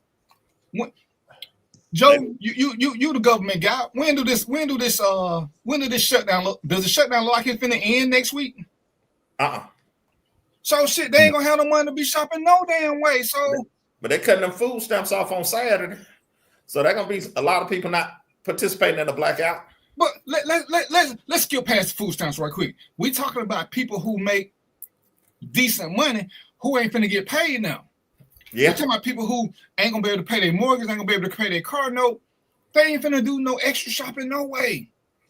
What's finna happen is the smart ones finna buy a bunch of canned goods, rices, and stuff that they can make last a little bit longer. So it's finna be a one anyway. So why are we even worried about a boycott in the middle of people being unemployed and not getting paid? Yeah. Why are we doing it? I mean, we don't know the purpose of it. And the crazy thing is it ain't like this shutdown just came upon us. The shutdown we've been hearing about the shutdown for 6 weeks now. So why would you even plan a boycott around the shutdown? They don't put no thought process into it. It just sounds good. This is where, again, I'm gonna make us be the bougie people. This is where the haves can say something that affects the have-nots. Because everybody who's telling you to do it, they up here. They weren't doing this shit no way. They got stuff. They already got their supply. They got a pantry full of shit. They telling people who go to Walmart on a daily basis because they can't buy stuff in bulk. They can't go to Sam's. They can't do this. Well, we gonna show them why our money. Well, we ain't got no money. Did you miss the part that we not getting paid? Did you miss the part where SNAP benefits getting cut? Did you miss the part where food stamps finna get cut? Did you miss the part where they finna stop sending out Social Security checks and all this stuff? Did you hear the part where the military is only getting paid because one of Trump's buddies want to attack some people, so they paying the military? I'm 60 years old. Joe's a couple of weeks older than me. Joe, have you ever heard of the military not getting paid? Ever? And I done heard of other groups not getting paid. This ain't the first time the air traffic controllers ain't got paid. I have never ever heard of the military not getting paid. Ever. It ain't never even been a threat. And like I said, Joe a little bit older than me. But the scary part is that Mellon said that he'll pay him. Now, here's what you got to listen. See, that devil's tricky. Here's a gazillionaire, whatever. And he said, I will pay their salary. How much money does this guy have? Now, if they allow it to happen, first of all, it's illegal. If they allow it to happen, what kind of signal does that send? What does that say? There's some more ominous things going on here, fellas. Because now the military is beholden to this one person. Because Trump done already showed you how he'll use the government for his own personal gain. So you think if I pay your military when I want something to happen, you don't think it's going to happen? I know y'all can't trust Trump that much. So the boycott is wholly stupid to me. Like I said, the times dictate. You know, we start our show time. When should you quit a job? Joe was right. Right now is not the time to quit no job. Right now is not. I don't care how much you hate the job. Listen, that job could send you to the hospital every day. Hey, this ain't the time to quit a job. This is not the time to quit. Suck it up, Buttercup. Suck it up. Nobody cares what you like. Nobody. I hate to say it, but hey, if you're a drug dealer, you better keep your job, bro. You better keep your job. Georgia Power don't care how they get paid, but they won't get paid. They're going to cut your shit off. They don't care about a shutdown. At all. Because to them, all money is good money. As long as it go through they don't care. Nope. So, you know, I listened to there's a lady who did the thing, and I just started laughing. She's like, yeah, we showed up with the Montgomery bus boycott. Right, but they took care of the little people before the boycott could be effective. We can't keep picking to these stores that hire the majority of people of color to boycott. That's got to be the dumbest shit going. We can't keep picking. Are they using us? They're not paying us enough. Okay, but we're getting paid. These high school seniors who trying to go on their trips and get class rings, they're still getting paid. These are old people who can't afford their medicines. They're still getting paid. So now we ain't going to pay them nothing. And then Uncle Sam cutting off their benefits. What the hell are we saying to them? Because we're not going to fund it. Yeah, the people are going to fold before the company. It's simple as that. People going to fold before the company. Right. Let me get this. My biggest thing is, and I say this over and over, I ain't got no beef with nan entrepreneur, not one. But I don't know nan entrepreneur that offer benefits. So while everybody's saying, oh, you should be an entrepreneur, well, that's fine until you sprain your ankle. That's fine until I work for you, you're entrepreneur. Hey, my mama's sick. Can I have a day off? Oh, yeah, you ain't got to come to work, but you don't get paid either. See, so when we quitting and we ain't got no benefits for working with this entrepreneur, oh, but they good people, what benefits are you getting? What benefits? Job versus career. When you got a career, do not quit. Careers come with benefits, whether you like them or not. We quitting, oh, I don't like this. But damn, I can use a sick day to be pissed off. You can't use a sick day with most of these entrepreneurs. They don't have sick days for you. They don't. I think you hit the nail on the head. There's this thing called benefits.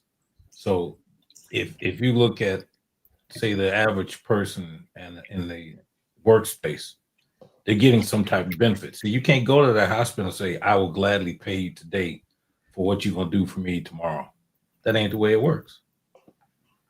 The whipping theory don't work. I'll pay you Tuesday for if you sprint my leg up today. Correct. Wimpy don't work. So, you can't go into a hospital and say, again, the sinister approach of what's happening in our country has removed and demeaned everything that we've been fighting for. And the real issue for me, and I hate to beat a dead horse, but those who forget history are doomed to repeat it. That's why you hear every day on the television somewhere you hear about the Holocaust, because they ain't gonna let you forget it, and it ain't gonna happen again. But now, correct me if I'm wrong, the Holocaust at best was 10 years. How long did slavery last? 3.5 weeks. I looked it up. It was only 3.5 weeks. That's why we need to get over it. Fair. 3.5 weeks time. No. I looked it up. Under the Trump administration, it was only 3.5 weeks. That's why they're destroying all the monuments. Well, that of course under Trump, Charlie Kirk is getting the Presidential Medal of Honor, and Charlie Kirk was a Christian. I again ask anyone, please show me how he is a Christian, and if he is, what kind of Christian was he? He was Charlie Kirkish. But look, one thing that I think you did say wrong was hospitals can't turn you away. Oh, yes, they can. Believe that. Yes, they can. Yes, Don't believe it. They can. No, there's certain hospitals, county hospitals can't turn you away, but everything else is not in the system. Or do they have here's the thing. Do they have a moral and ethical obligation? Yes. Legal obligation? Not necessarily. Trauma hospitals can't turn you away. Right. Keep sliding on down to Grady. Right. Grady can't turn away, but Wellstar can. See, and again, those are Grady is like our Cook County. And here's what's interesting. When I was a detective, one summer, one of the hot summers, man, we went in there, and normally you see the patients. I have never seen that many carts in my life. I mean, they were double stacked. And as I was talking to one of the doctors, it turns out, and you check me if I'm wrong, it turns out most of the county hospitals across this country are training the military. Now, you ask yourself, why is that? And as I was talking to him, he said, well, this is the place where you get everything all the time. And I hadn't really thought of that. I hadn't really thought of it. So you worked on, you think you're getting this Rhodes Scholar, and not that they're bad doctors or surgeons, but we're training the military at these county hospitals. And people don't even realize it. And let me tell you something I learned as a coroner. When you go to the emergency room, you know what the emergency room's main purpose is? I'm sorry, their only purpose is to get you out of the emergency room. They're not there to diagnose nothing. They're there to get you out of the emergency room. So they don't fix you. They fix whatever issue is. Oh, your leg broke. They don't check to see if you got no vein issues. They're going to splint you up and get you out. That again, it's a military mindset. Get them out of here. Their job ain't to keep you overnight. You don't get to stand in the emergency room overnight. You get to stand after 4 hours, you need to be gone. And you're like, oh, we went to the emergency room 5 times. They couldn't figure out what's wrong. Emergency room don't get paid to figure out what's wrong. Emergency rooms, doctors are paid to get your ass up out of there. Go to see your primary care physician. But as Joe was saying, trauma units trauma hospitals, and they're identified. They cannot turn you away.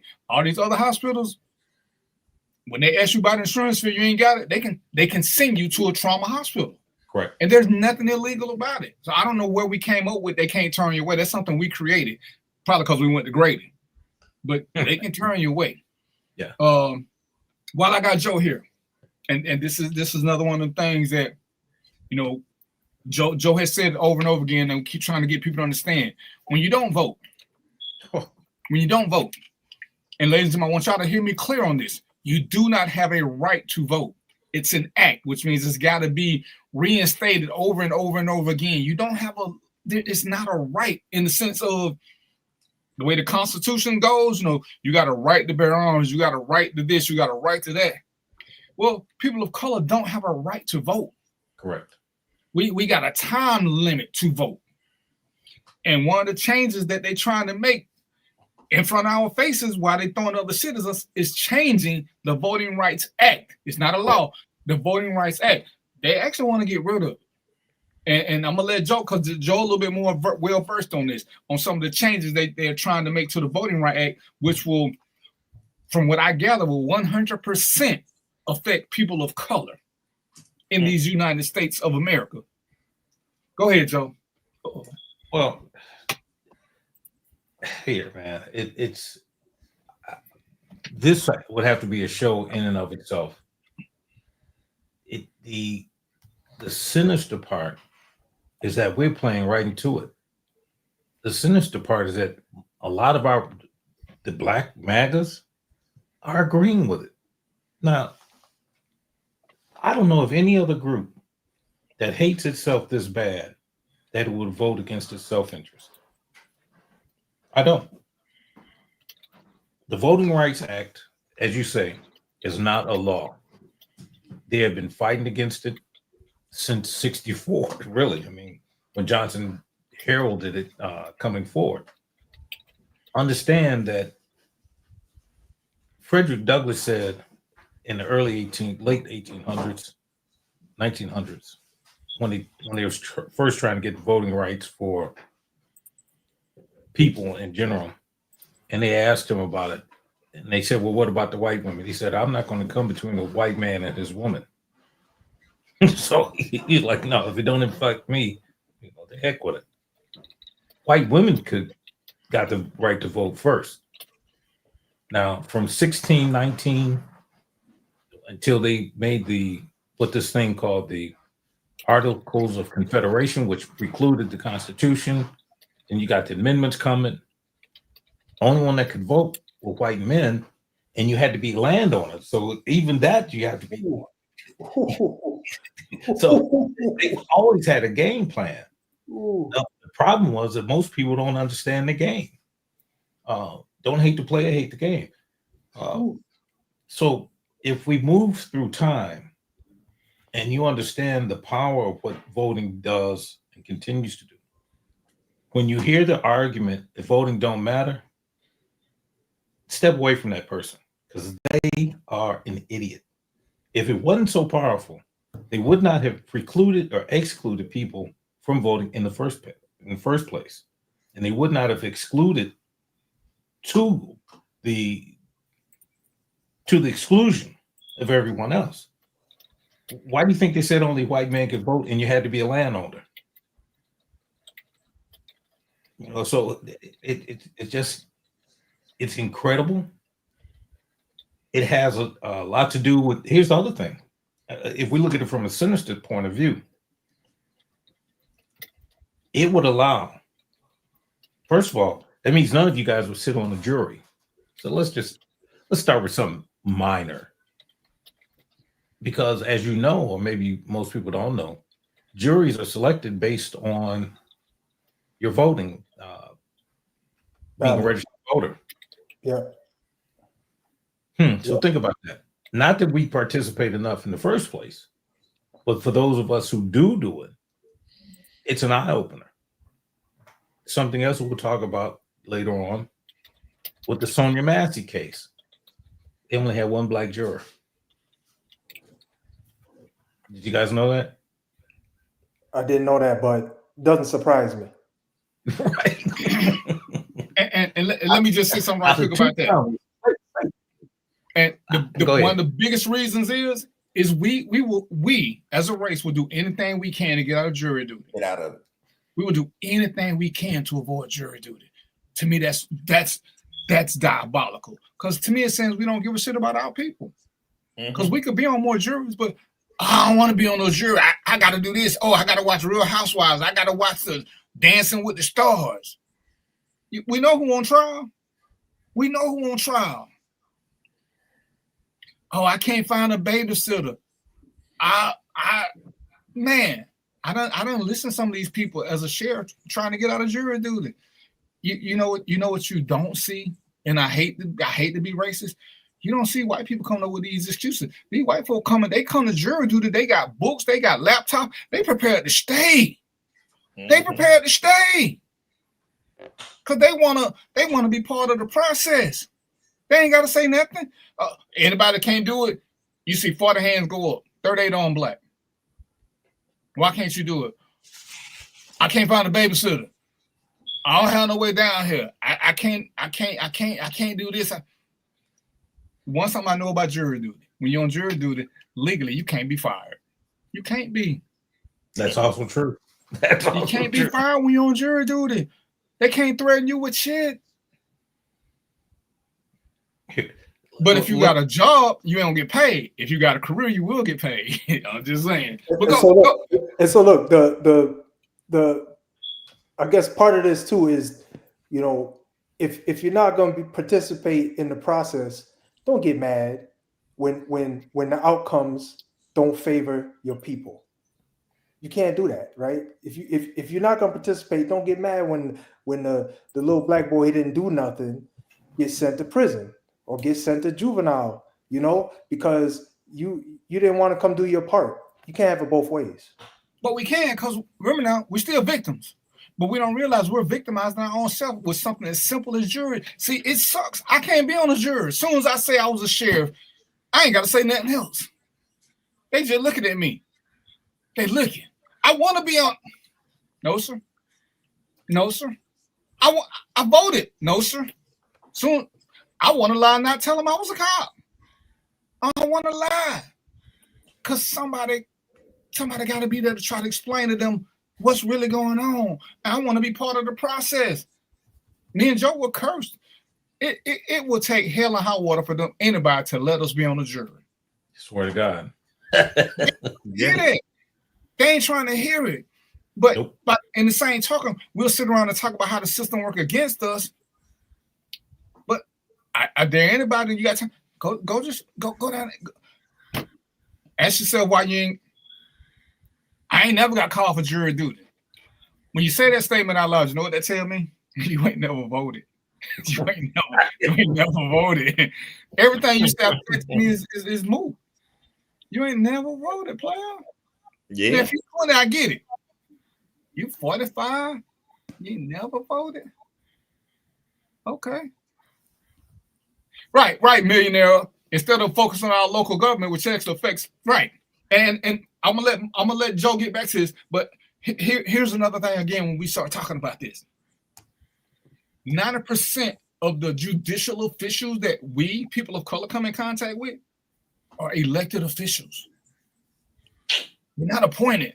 They're elected. Even the ones that get appointed, they have to get voted back in when the election come around. So we got a lot of say-so with this shit. We're not dealing with, most of us ain't dealing with Supreme Court judges. Most of us ain't dealing with federal court judges. Most of us are dealing with state and Superior Court judges who are elected officials. They are elected, which means you got to vote for them. The little white judge up in, what was the shooting? What was the shooting happen? With the little boy skateboard. With the who? The boy who shot somebody on the skateboard. He got the gun across the line. Wisconsin. Yeah. This judge is the most tenured judge. He has a habit of doing this. But every 4 years, they vote him back in. Every 4 years, he got a history. We know this. He ain't just winning without our vote. But we keep voting him back in. And I did a whole thing. We scared to call out judges. I ain't never heard a judge's name called out. We'll call out the police. We'll call out the DA's office. But they can do whatever they want to do. Joe ain't got no choice but to amen me on this. Who got the final say over every court case?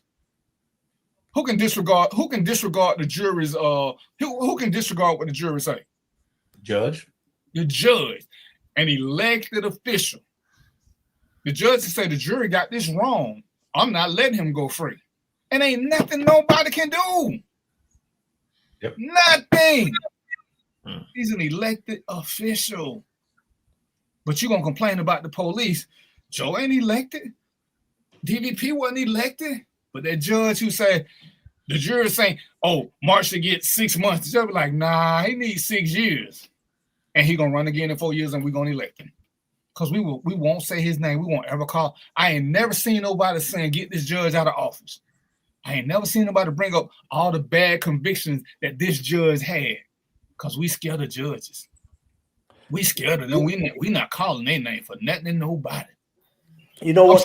You know what? Hey, let me just add this because I do the voting process. It's a long process. I can't state it no other way. It's a long process. And here's one of the things I found out, and this correlates to kind of what you were saying, DVP. When I'm going through the process, I'm trying to do the best job I can, trying to find all the material I can. For the candidates, they got this thing. You go online, you look up the candidates' information. They got the little pretty pictures there with the wives and tell you what they do and all this, right? For the life of me, there's nothing for the judges. Nothing. Zero. Okay, you just got a ballot with a name. And so it's very difficult for you to go and if you haven't been following them and following their case history and how they and you know how they legislate the courtroom and everything like that, it's very hard for you to know which judges are good and which ones are bad. Unless I'm doing something wrong, I haven't been able to figure that out. So when I look at those judges, I try to do research to try to figure out which ones to vote for, which ones not to vote for, but it's a difficult process. Do y'all know something different? Go ahead, DVD. I'm gonna tell you why what you said makes so much sense, and I'm gonna tell you why it's BS. Not on your end. We got all these community activists, all these community leaders. Why they don't tell? They tell us everything else. Right. They tell us everything else, but they will not say a judge's name to say nobody life. I ain't heard not one. And I start looking through some. When I look at Ben Chump, when I look at all these here, when I look at Jackson, when I look at what's the dude name that lost all the weight with the slick hair? Sharpton. They don't call out no judges. But they'll keep saying, oh, this keep happening over and over and over again. All people getting convicted. Who convicted them? I guarantee Joe ain't convicted nobody. Nope. I guarantee it. The DA ain't convicted nobody. But where are these activists and leaders that when they tell you which judges are harmful to our community? Now all of a sudden they church mouses. And you know, that's who I got the beef with, because it's hard as an individual to know all the cases that go on. But this is what the activists do when they want you to give money to their fund campaigns and all this BS. This is what they're supposed to do. They're supposed to let us know who is and who ain't. Listen, I ain't a Stacey Abrams fan. You can find out damn anything you want to about Stacey Abrams. And we will tell you everything wrong with Stacey Abrams, like we told you everything that was wrong with Harris. Correct. But they can't tell you about none of these judges. They can't tell you nothing about none of these judges. Mo, you in Arizona. Y'all got activists up there. They can tell you about police brutality. Can they tell you why the police ain't getting convicted? Can they tell you which judge is letting them off? Nope. They don't want to. And part of it is on us because we don't ask the question. But in my world, you shouldn't have to ask the question. Because I didn't ask these other questions y'all telling me the answer to. When we talk about boycotting another fucking store. Well, when it's election time, won't you tell me this? I'm getting spam mails now about my election bill. So who I should elect for the commissioner for electricity or whatever it is. I ain't never seen one about saying this judge got to go. He convicts black people at an unfair rate. He sentences them more harshly. The judge that sentenced the black, you got one black kid, one white kid. But we're not gonna sentence the white boy for rape because he's got a good future. But we're gonna sentence the black boy who had sexual assault. We're gonna sentence him to 20 years. What's his name again? Nobody said. Same judge. The black kid ain't got no future, so let's give him 20 years. The white boy played rugby. Ain't no fucking future in rugby. Ain't no fucking future. Not rugby. He played field hockey. Ain't no future in field hockey. But we don't want to sentence him because he got potential to be a fucking rapist. Wait, but he suffered from a rare disease. Caucasianitis? No, affluenza. They even created a new disease. Yeah. If you think I'm lying, look it up. From affluenza. Look, if you think I'm lying, look it up. Oh, I know. And let me just say this right quick. So Mark, we got to make sure we get with Roy, because you got some good stuff on your page. So I'm gonna need you to make sure you watching your page so you can bring these comments over. Because I stole Millionaire McMahon from your page. Yeah, that's my dog right there. So, but yeah, when we're talking about stuff, saying we want to have fun, have a good time, but we got to educate people. And I hate these black leeches who come to our neighborhoods and saying they're gonna do good for us. But again, when I go back to certain places, black neighborhoods where they ran Jesse out, where they ran Al Sharpton out because they came there wanting something, but they didn't want to do shit for the people. And they say, hey, y'all gotta go. Y'all don't mean us no harm. Y'all here because the cameras are here. Yeah. Right. Being Trump is there for the cameras. We got to start standing. We got to get true activists who want to call these people out. Let's stop being misogynistic. And don't get me wrong, I believe in calling out black people who screwing us over. But in theory, we should be calling out anybody who screw us over. Oh, well, I ain't gonna call out the white man because I don't expect him to do no better. Well, why not? He's an elected official. If I'm doing the scale, you know who I expect more out of? I expect more out of elected officials than somebody who look like me. I already know what people who look like me. I know the struggle they're going through. We know that with these benefits being cut, we know what our people gonna do. We know what our people gonna do. We know we gotta start locking our doors. We know we gotta start being a little bit more vigilant because when they can't eat, when they can't make no money, what are they gonna do? Yeah, they're gonna start off stealing at Walmart and Kroger and all these other places. But when they start locking stuff up, who are they gonna steal from next? Who are they gonna steal from next? Us. But we so worried about everything else. But it's us. It's us. We become victims in our own homes, and we help promote it. So they finna lose their benefits. Then some upscale, upper class woman is saying, "Hey, let's put more pressure on these people who's suffering. Let's make sure that they don't get a paycheck. We're gonna boycott them, because who's gonna get sent home early? Ain't gonna be the district manager. Gonna be the low man. He's salaried. Ain't gonna be the store manager. Chances are they salary, even if they ain't, the store manager ain't never going nowhere. So who gonna get so hard? The baggers and the cashiers. And 90% of them look like who? They look like us. You know, the greeters, they look like us, or they're the elderly. So what are we doing? And everybody says, oh, we're gonna do this, we're gonna show them. And that's what I'm saying. Oh, you always complain about this. Yeah, because it don't make sense. Anytime you're looking over the disenfranchised, you're saying screw them. We cannot overlook the people who will be harmed the most. Hey, if we're honestly speaking, what is any one of the four of us gonna lose by not going to Walmart for a week? Nothing. Because again, truth be told, all four of us can afford to go to Sam's and stock up on stuff. We cannot shop for 2 weeks if we were told not to, couldn't we? Yeah. Because we got the money to do that. Does everybody have enough money that they can actually stock up on real food? Not corn, not peas, not tuna fish or sardines. Can people really get enough real food to not go to the store for 2 weeks to a month? No. They can't. We telling people to live off rice and beans? Come on, people. And I think that's a government strategy to keep the masses with only about two weeks to a couple months of let's say money and resources to live. I think that's a strategy. That's my own personal thought. Joe, you might have some evidence. It sounds like you got some. You see it every time you sit forward, I was like, damn, Joe got when he took the head to the side, lean forward. Yeah. So what you say, Joe? I will say that sometimes when people tell you that it's a conspiracy, just might be. The fact remains that under this present administration, and this is theory, but you can tell me along the way whether you disagree or agree. This administration seems to be moving along the lines of trying to ignite another civil war. Now, let me tell you why I say that. Oh, yeah.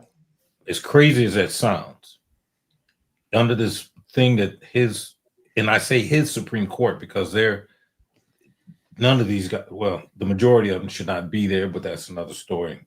I could give you books on why they shouldn't be there. But here's the thing. Education didn't become a problem until you all started getting it. So now let's remove education from the scheme. Now they're trying to remove the Voting Rights Act, and here's the real diabolical part about this. The attack on the Voting Rights Act has to do with not only gerrymandering, which is an English term, which means they basically turn these things to make it beneficial for them. But the other problem is that they're saying, again, we're going to leave it up to the states to protect your rights. Now, listen to this very carefully. We're going to leave it to the states to protect your rights. Isn't that the same shit they used in the Civil War? That is Bingo. Yeah. Bingo. This whole thing of taking people's money, eliminating government protections. And here's the thing, this whole social network, social fiber, social experiment was designed to help those at the bottom. Well, statistically, it's more of them than us. However, if you watch the TV, if you watch the news, all the bad stuff that's happening, it's us. And that's not necessarily true. We just get caught at a higher rate than they do. But that also goes back to who's doing the judging, who's making the arrest. Understand this. Up until the late 1920s, they didn't allow blacks to be police officers. Shit, I mean, oh, excuse me. Atlanta didn't get their first black policeman, 58 maybe? Somewhere in there? Yeah, I think that was right. Yeah, right. I don't want to say right around the 60s. And when my father and uncle came on the job in 57, 58, and they were vets. My father was a World War II vet. Went in the military in 40 and 39, came out in 44. He not only had to pay the alderman to get a job, but they called him all kind of names. You couldn't make certain arrests. You couldn't work certain neighborhoods. In fact, you couldn't arrest white people. And here's the best part. There used to be in every police department, you'll hear this. A good policeman doesn't get cold, get hungry, or get wet. So when they start talking about neighborhood policing, this is nothing new for us. Black policemen had to walk foot patrol because they wouldn't give them cars. So you had to know your neighborhood. So this whole idea of community police, this ain't nothing new to black police officers. Ask anyone that's worked, ask any black officer that's worked. They'll tell you the same thing. But going back to this, what this guy is doing, there's also a couple of cases in front of the Supreme Court that would overturn, I believe it's, where is it? Right here. Black voters versus Byrd. And basically it says they're going to allow those states that are supposed to submit proposals where they've had a disproportionate illegal activity of voting, they're going to leave it to the states again. That was the problem in the first place. Yeah. See, here's the other problem. And let me digress just for a second. The Democrats are feckless, and that's the most polite way I can say it. What this guy did, what Trump was able to do, was he was able to do, and I've got a book that's called The Mind of a Nazi, and it breaks it down by chapters. And if you take that book and you compare it to Mein Kampf, which was Hitler's book, it parallels almost exactly. He says the same things. He makes the same gestures. He makes the overtures to the same people. Here, think about this. Tell me another administration where they were allowed to take a gift from another foreign government to the tune of $2.5 billion. He has turned the White House into a criminal, organized crime family. And if anybody wants to challenge me, please do. Feel free. That's what they need to do a RICO on. But you can't. Here's the thing. I'm glad you brought that up. Thank you, Obi-Wan Kenobi. Understand something. In order to sue the federal government, now listen very closely. In order to sue the federal government, guess who you got to get permission from? President. Federal government. Oh, that's right. Yeah. Conflict of interest? Anybody? Now, let's see. You've got Pam Bondi. You've got Janine Pirro, who couldn't. I don't know if you all heard the story. They indicted Comey, right? Mm-hmm. The reason they threw it out was because not only did they not spell Comey right, they didn't even spell the indictment. In the indictment, they didn't even spell the what the charge was correct. You're not talking about people that supposedly at the top of their game. Wow. this is probably going to be the most corrupt government we'll ever see. I hope. But again, yeah, go ahead. Let me ask you a personal question. How long do you think it's going to take us to recover from these 4 years? Probably 6 to 8. 6 to 8 years. Decades? At least 6 to 8 years. Probably decades. Probably. Because here's the thing. This guy has co-opted every branch of government that we know of. The Congress is just gone.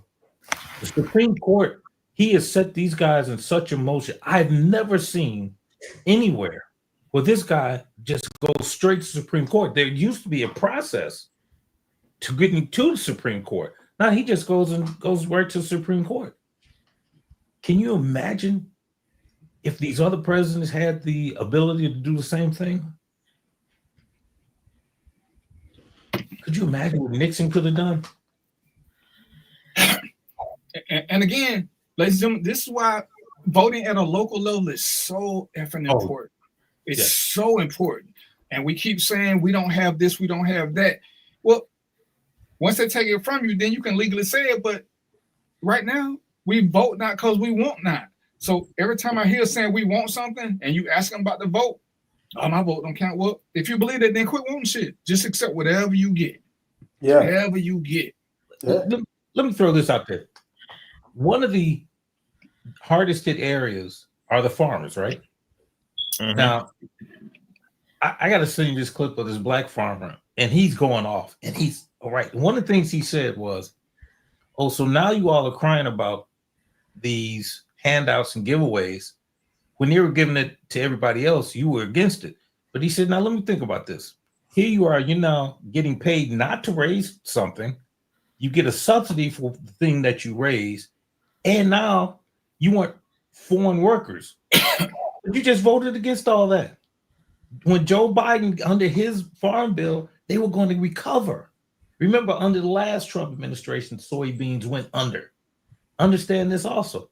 China was our #1 trading partner for soybeans. But now here's the trick to this. When Trump says he loves the farmers, no, he loves the corporate farmers. Now, the majority of the soybean farmers were all millionaires. But now they got nobody to farm there to work their farms either. Now, check this out. Just learned this the other day. Allegedly, your vice president has created an app for farm foreclosures. Is that the one his wife was doing that they got interest in that they ain't supposed to? Now, if Joe Biden had done that, oh my God. Oh, Joe Biden. Oh, Sleepy Joe. But yet, his son-in-law is handling negotiations, never been trained. And the son-in-law's father is now the ambassador to Israel. The corruption is just, I don't even have a word. And yet our own people, from Jason Whitlock to these other people, this Officer Tatum knucklehead, were actually on TV crying about Charlie Kirk, what a Christian he was. Man, them two guys you named, them guys are wackos, man. Well, and then don't forget about the twins. What are the twins' numbers? Twins' name? They're supposed to be comedians, but they're not very funny to me. The two black ladies. No, they're two twin brothers, former Marines. And they're, of course, they perform in Dakota and all that, but they're only black guys there, so that should tell you something. What this guy is doing, how he's setting this country on a path for lighting up a fire. This country is a tinderbox.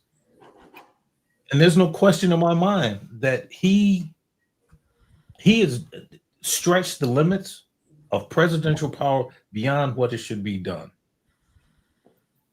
And if our people don't understand that, see, it's okay until it happens to them. But when they start taking your kids, let me see what you do then. Now, I would be amiss if I didn't say that I agree with some of his immigration policies. I can't disagree with that. We should have secured the borders a long time ago. However, the methods and the methods that they're using, no, I don't agree with. You know, I believe we're on our way to become the third world country. Oh, I believe we're gonna make it before he finishes. I think you're right. And for those of y'all that don't know, a third world country, what separates a third world country, what separates us from third world countries is we have a middle class. I don't think there'll be a middle class in 2 years. There'll be the haves and the have-not. That's it.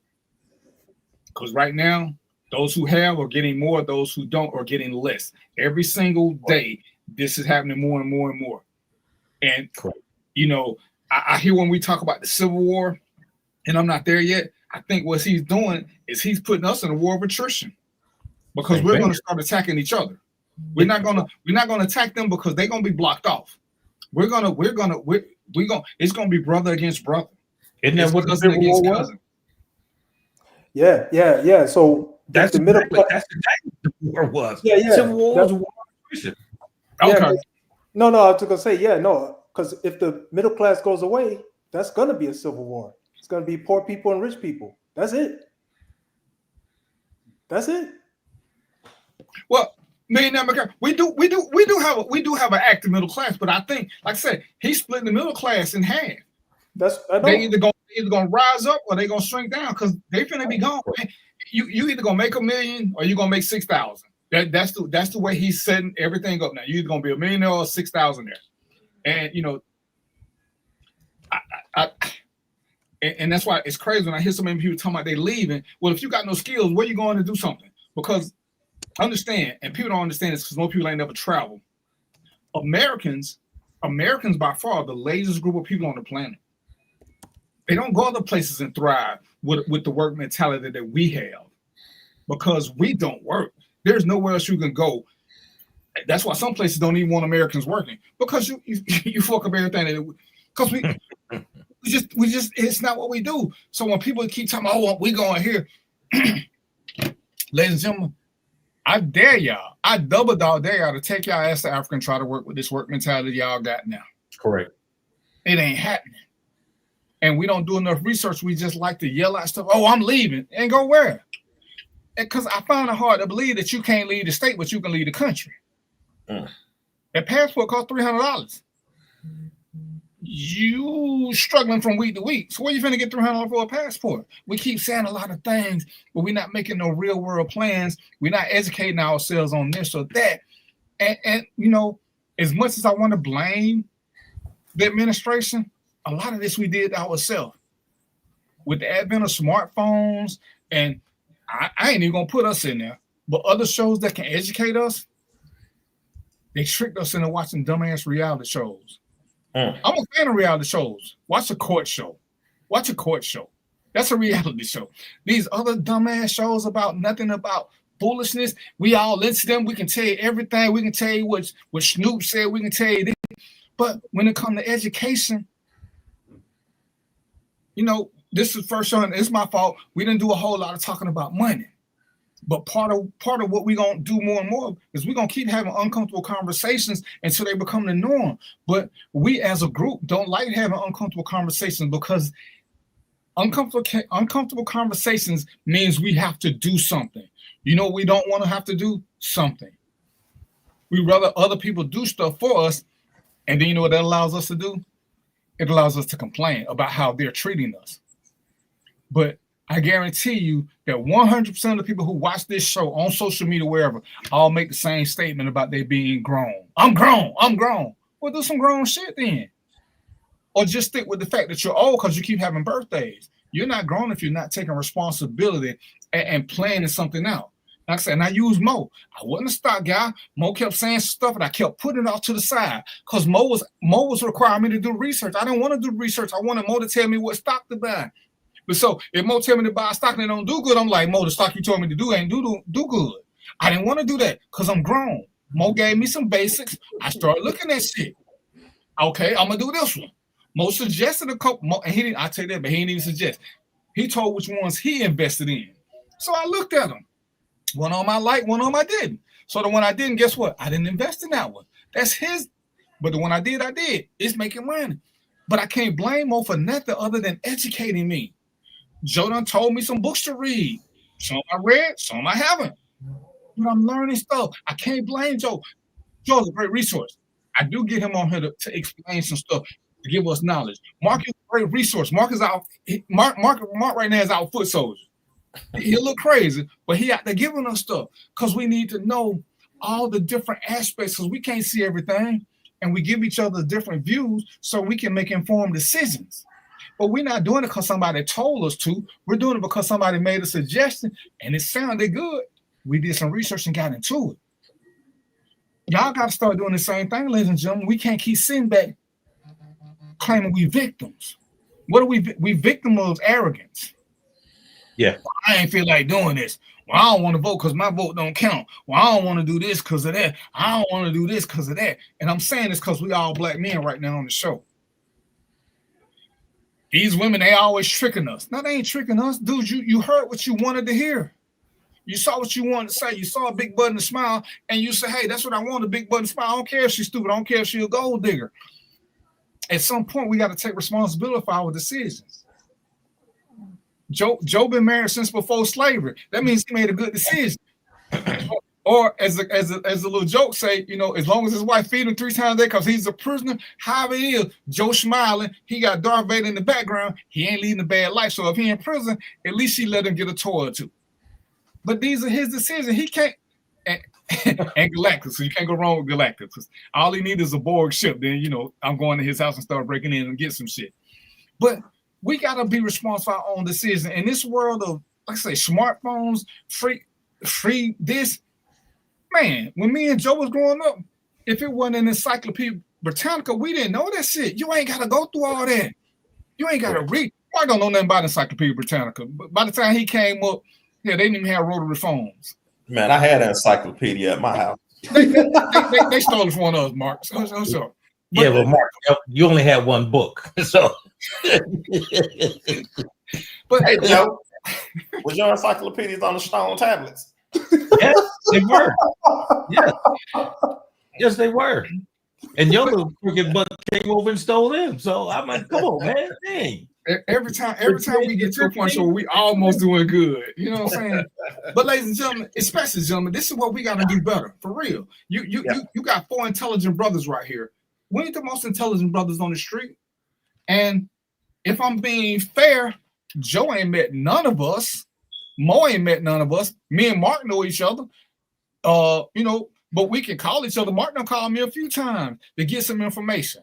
I give him the best I can because whether you read it or whether you got a source. I call Joe, I call Mo, and I got questions about shit I don't want to text. I just call, hey man, I got this. I don't call Mo up, but when I got a question I don't want to text, I call Mo up.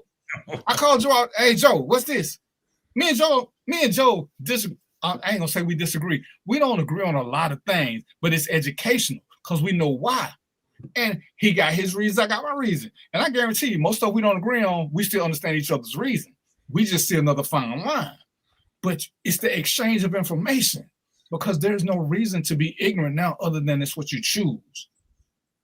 When you talk to any of y'all that go to rallies, when you go to a rally, raise your hand. Ask anybody got any questions, ask them, hey, what judges are the worst at convicting our people? What judges are the worst at sentencing our people? Ask that question. Don't ask who we can boycott. Ask what judges. Ask, hey, you know, maybe we should take maybe we should take 2 days off and hey man, let's send 100 black people to this judge's courtroom. Every week, we got 300-400 people. Hey, let's get 50-60 people. Hey, whatever day you can give us, Monday through Friday, let's go sit in his courtroom. Let's go sit in here and let him know we see him. Let's go sit, because you can't do nothing, you'll go to jail. So I ain't telling y'all to go to jail now. Don't do nothing stupid. But go there so he'll know that black people coming in mass just see what he's doing, because he's an elected official. Ain't none of these civil rights people gonna tell you none of that shit.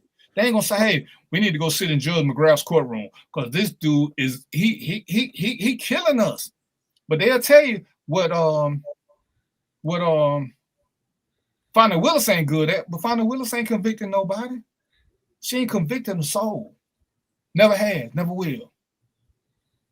But these activists won't tell you to do anything like that. One, because they can't do it, and two, because they don't want to be called out. I called out BLM because I didn't like them. I liked the idea, but the founders were full of shit. Correct. They were full of shit. All of them had been found out. They were trying to work out deals where they could be spokesmen for us, and it didn't work out. Look who got skin in the game, and look and see what they want to do. Anytime people keep telling you to do shit on the weekend, they don't try to make a change. Oh, let's go to the courthouse and sit there over the weekend. Ain't nobody at the courthouse on the weekend. What the fuck we sitting there for? You got to be joking. We're going to sit outside the courthouse on Saturday and Sunday and do what? Correct. And do what? The cops don't even care because they ain't working either. But some of the stuff, if we're going to boycott it, it needs to make sense. And it can't hurt us more in the process of making sense. Oh, we got to lose some people. It's all well and fine till it's you ain't it. When you got to lose something, because you ain't going to boycott because you got to work. If my kids worked at Walmart and the people was talking about boycott, I'd be mad at all. Oh, so you don't give a shit about my kid. You know, we struggling. Y'all gonna take up a collection for me? Nope. But y'all gonna go to that damn football game and buy these $300 tickets. Y'all gonna buy these $400 shoes. Y'all gonna do all this other shit, but y'all ain't gonna do nothing for the people who y'all know y'all hurting to make a point. It's like, damn, where you get that shirt from? Oh, that's a Neiman Marcus shirt. So you don't even shop at Walmart because this is Walmart. So you got on a $700 shirt. I got on a $350 shirt, and now you tell it, man, get the fuck out of here. Get the fuck out of here. But we got to do better. The government doing shit right in front of us. And, you know, Jasmine Crockett is she's a Hellcat, but she can only fight so many fights. She can't fight everything for us. Where's Hakeem Jeffries? What is he standing up for? Where are they? Hell, what's the guy name in Georgia, Mark? Where's who? Warnock? Your pastors? Yeah, where's the pastor? Where he at? Yeah. I see Jasmine Crockett standing, and don't get me wrong, I love Jasmine Crockett, but she's a fire. But I don't see a trail of people behind her stand up every time she talk and call these people out. I don't see that. I don't see that. Here, let me put a face to that. Where are the black men? We got 3 minutes. Where are the black men at?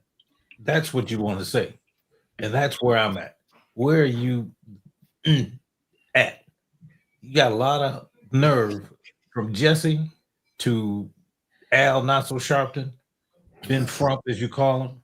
All of them so-called hacktivists. It's unfortunate because, and again, from my personal experience, I've seen black women stand up and take more of the heat than those so-called black men. That's why, and again, if you think I'm lying, again, check out the numbers. Why do you think they elect black women to office more than they elect black men? You think that's just a phenomenon? It's the truth. And as you said, Jasmine Crockett out there putting, as they say in the street, 10 toes down. Where your brothers at? Where are you? Where's Cory Booker? Where? The only man I see saying anything of substance sucks. Go ahead. It's Bernie Sanders. No, what I was gonna say, Newsom. Newsom been giving them. Gavin Newsom has been giving them the blues. He's been Newsom finna get ice at his door because Newsom black. Newsom petty in the motherfucker. Guess what? Petty. Let me ask you something. How do you fight fire? With more fire. I like Newsom. Yes, sir. Newsom, yes, sir. Newsom got a station. If he wasn't a governor, you could have never told me that man was a politician. Oh boy, he get down and dirty. He ain't got no suit on. He ain't got nothing. He called a spade. But it's 7:59. We didn't get to a lot of stuff because, as I say, random thoughts is what it is. Sometimes we get caught up in stuff that's going on. And that voting right act thing, I need for y'all to pay attention to that. Because when they take that away, Joe said this. He said this a few shows ago. When we lose something, we don't get it back. If we lose the right to vote, if we lose the act to vote, it ain't coming back. Because I guarantee they're gonna make sure that it takes so much when they put it in the hands of the state. The state ain't gonna do it. You see, they're already trying to redistrict so that if for whatever reason they allow us to come back because they need some good colored people to do some shit, it ain't gonna count.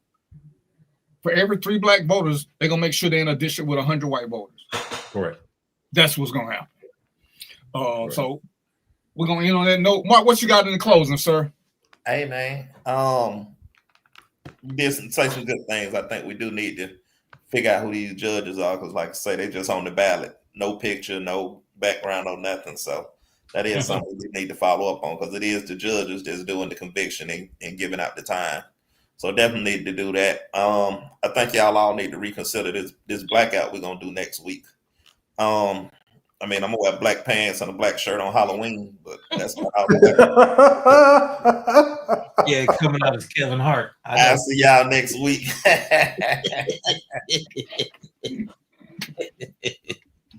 Hey, Mark, somebody said you only got the W book out the encyclopedias. I saw that too, man. Hey, man, sometimes that's what. Oh, he from Kankakee. You know where you're from, Mo. Joe Mo, you know where you're from. He's from Kankakee. Okay. What you got for me, Sensei?